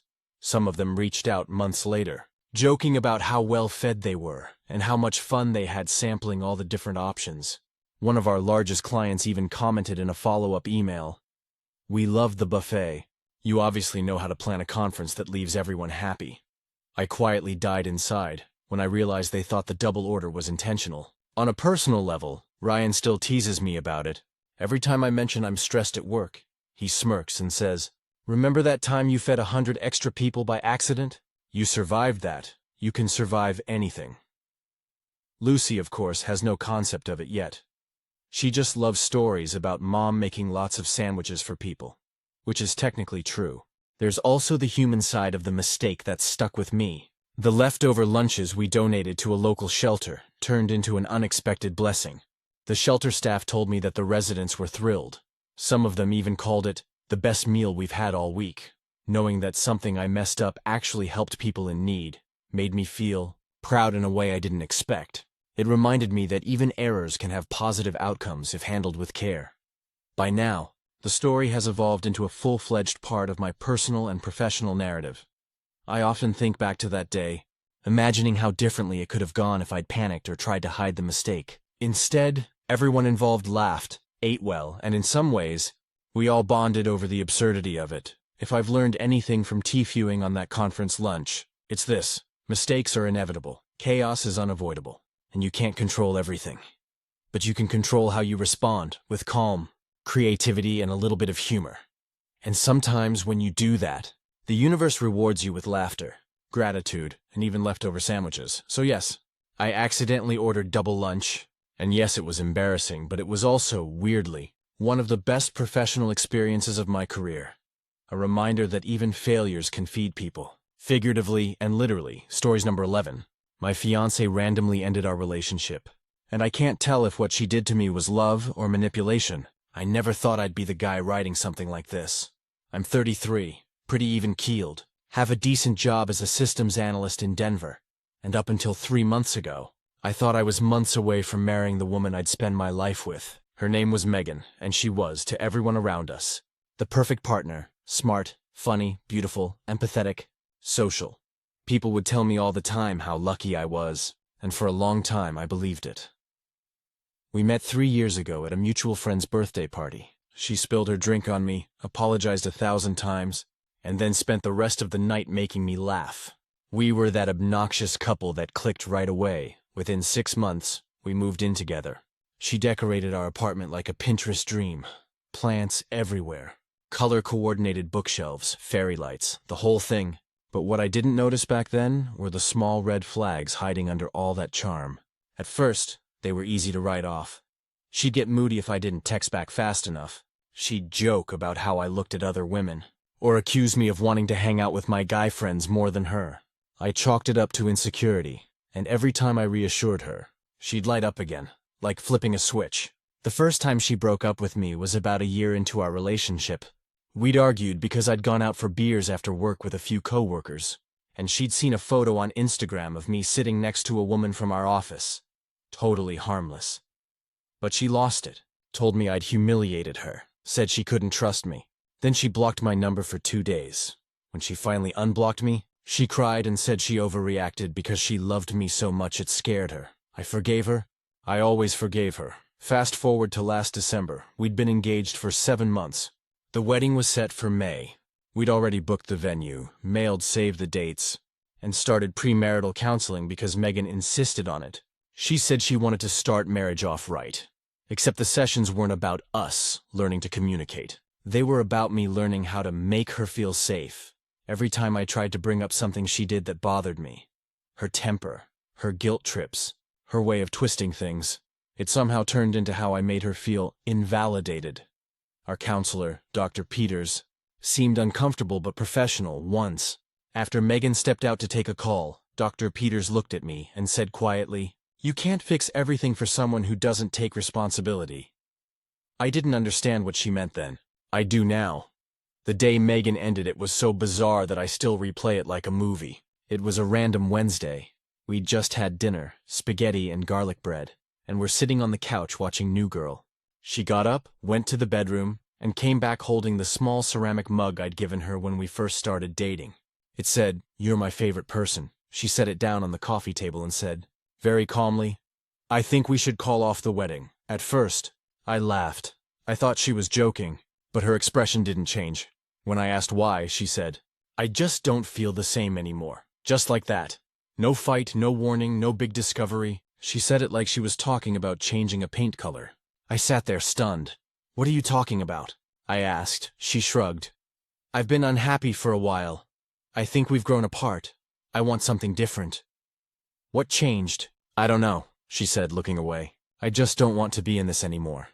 I must have asked her 50 different ways what I'd done wrong, but she just kept repeating that it wasn't my fault, and that she needed space. Then she stood up, grabbed her bag, and said she'd be staying with her friend Jenna for a while. And then she left. No fight, no screaming, no tears, just gone over the next few days. I spiraled, I called, texted, emailed, nothing. She didn't block me this time, but she also didn't respond. I called her mom, Linda, who said Megan told her we'd mutually decided to end things. Mutual. I hadn't even gotten a vote. A week later, I came home from work to find her keys and her engagement ring in a small box by the door, along with a note that said, "I hope one day you understand that I did this out of love. Please don't try to contact me." That was it. I didn't see her again for almost 2 months. When she finally reached out, it was through an email titled Closure. She wrote that she'd been in therapy and realized that our relationship was codependent. She said she'd lost herself in me, and that the healthiest thing she could do was start over. She hoped I could forgive her someday. I didn't know whether to cry or scream, because up until that day, I thought we were okay. We weren't perfect, but we were planning a future. And suddenly, she rewrote the story as if I was the problem. I started seeing my own therapist, Mark, who specializes in trauma recovery. He was the first person to use the word abuse. At first, I resisted it. I said, "She never hit me. She wasn't cruel," he said. "Emotional abuse doesn't always look cruel. Sometimes it looks like control disguised as care." That sentence broke me, because when I looked back, I realized how many decisions I had made just to keep her happy. The restaurants we went to, the friends I saw less, the hobbies I stopped doing because she said they were immature. She'd convinced me that I was the one who had to constantly prove my love by being predictable, patient, apologetic, and when she left, it wasn't chaos. It was surgical, precise, cold, like she'd planned the exit long before I knew anything was wrong. Mark said that kind of abrupt detachment is common with certain personality types. When control ends, they withdraw completely. It's a way of maintaining power even as they walk away. For a long time, I kept hoping she'd come back. Not because I wanted her anymore, but because I wanted answers. I wanted her to at least admit that what she did was cruel. That disappearing on someone after years together isn't self-care. It's psychological warfare. Instead, I heard from Jenna that Megan had moved to Seattle for a new job. New apartment, new city, new life, like she erased me. It's taken me months to accept that I'll probably never get closure. But here's the thing. Healing didn't look like one big epiphany. It was slow, painful, quiet. It was me deleting the wedding playlist we'd made. It was me donating the mug she left behind. It was sitting alone in our apartment and realizing the silence wasn't punishment. It was peace. And somewhere along the line, I started to see the relationship for what it really was. A cycle of love bombing and withdrawal, control disguised as care, apologies that came only when I was too exhausted to fight anymore. I've learned that abuse doesn't always shout. Sometimes it whispers. It tells you you're lucky. It tells you no one else will love you the same. It builds you up just to keep you from leaving. Was it abuse? Yeah, in ways I didn't have the vocabulary for at the time. But it was also a lesson, one I wish I didn't have to learn this way, but one that's made me stronger because now, when I look back at that night, the mug on the table, her calm voice, the way she left without flinching, I don't see love anymore. I see control losing its grip, and for the first time I'm finally free of it. It's been about 8 months since Megan walked out of my life, and I think I can finally write this update without my hands shaking. After my first post, a lot of people told me to go no contact, to focus on myself, to not seek closure from someone who'd already shown they wouldn't give it. I wanted to listen. But the truth is, it took me a while. You don't spend 3 years thinking you've met your person and just switch off like a light. I'd stopped checking her social media, or at least I told myself I had, but every few weeks, Curiosity would hit me like a wave.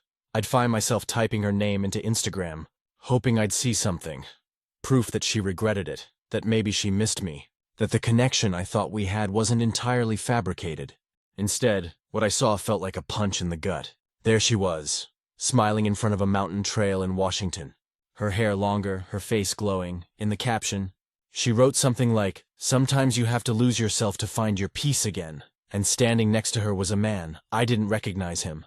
He had his arm around her and she looked happy, genuinely happy. I stared at that photo for what felt like hours. I wasn't angry. Not at first. It was this weird cocktail of emotions. Disbelief, jealousy, grief, humiliation. The person who once told me I was her everything was now sharing inside jokes with someone else, posting soft smiles and sunset pictures, as if our engagement, our apartment, our whole life had never existed. I closed the app and threw my phone across the couch. For days after that, I couldn't eat, couldn't sleep. I started questioning every single thing that had happened between us. Was she seeing him before she left? Was he the real reason she ended things? Or was it that she truly just didn't care anymore? When I brought it up to Mark, my therapist, he just nodded and said, "You're still looking for answers in someone who never gave you truth. That's not where healing comes from." And he was right. So I started focusing on my own life. I began going to the gym again. Not out of anger or spite, but because it was the one place where I didn't have to think. I reconnected with some friends I'd drifted away from. Kyle, Rachel, and Devin.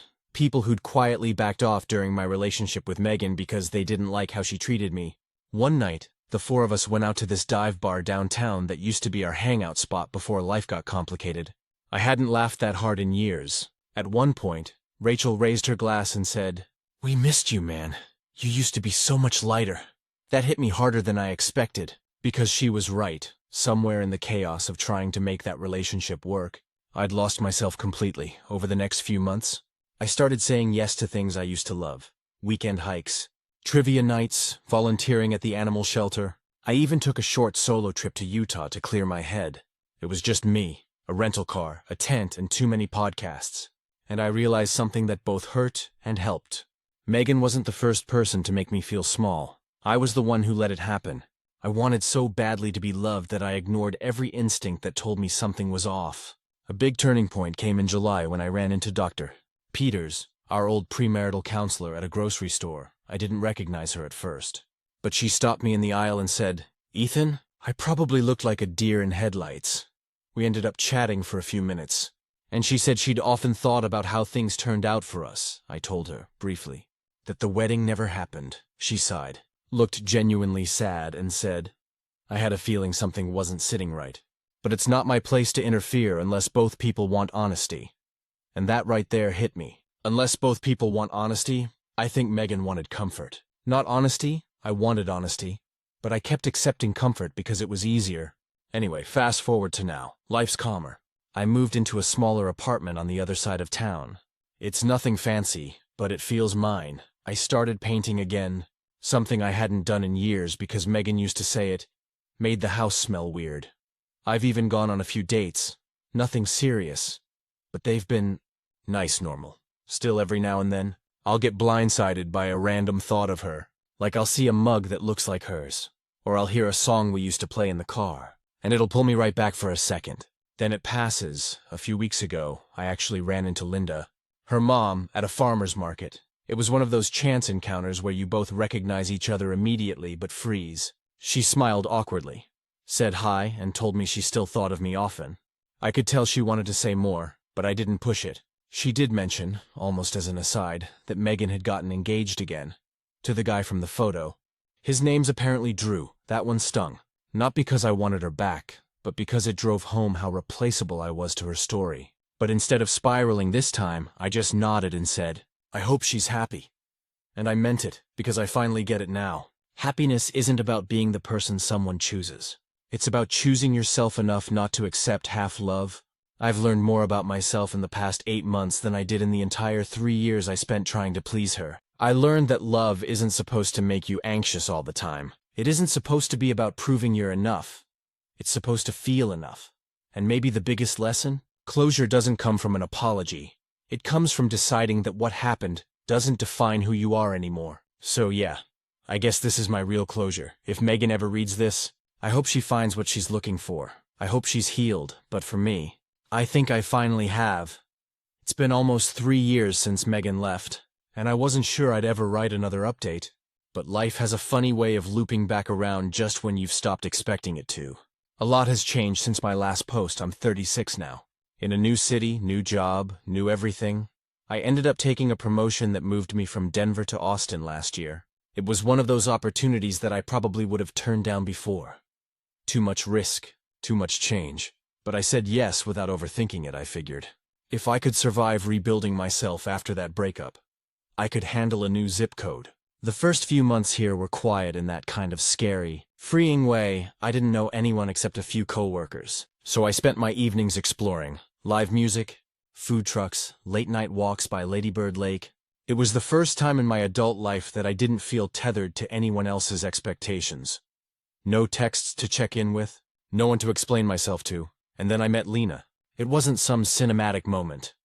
We met at a community volunteer event, planting trees along a bike trail. She cracked a joke about how she always got stuck with the crooked ones, and I laughed harder than I had any right to. We ended up talking the entire afternoon. When it was over, she offered me a ride home because my car battery had died. Classic me. And that was the start of it. What's funny is, I didn't fall for her the way I fell for Megan. There was no fireworks moment, no obsession, no racing heartbeat every time she texted me. It was slower, steadier. We dated casually at first. Coffee, hikes, bad movie nights. She's a kindergarten teacher. The kind of person who somehow manages to be endlessly patient without ever sounding fake. The first time we had a real argument, something small about weekend plans, I braced myself for the emotional storm I'd grown used to. But she didn't yell. She didn't walk out. She just said, "I'm frustrated, but I still love you. Let's figure it out." And I remember sitting there, stunned, realizing that's what healthy love sounds like. We've been together a year and a half now, living together for 6 months. And while it's not perfect, nothing is. It's peaceful. We both have our lives, our space, our quirks, and somehow it just works. A few months ago, something happened that forced me to face the past one last time. I was at a friend's wedding, Devin's, actually, and during the reception, I went to the bar to grab a drink. I was half distracted, scrolling through my phone. When I heard someone say my name, I looked up. It was her, Megan. She looked almost exactly the same. Same soft curls, same nervous smile. But there was something different in her eyes.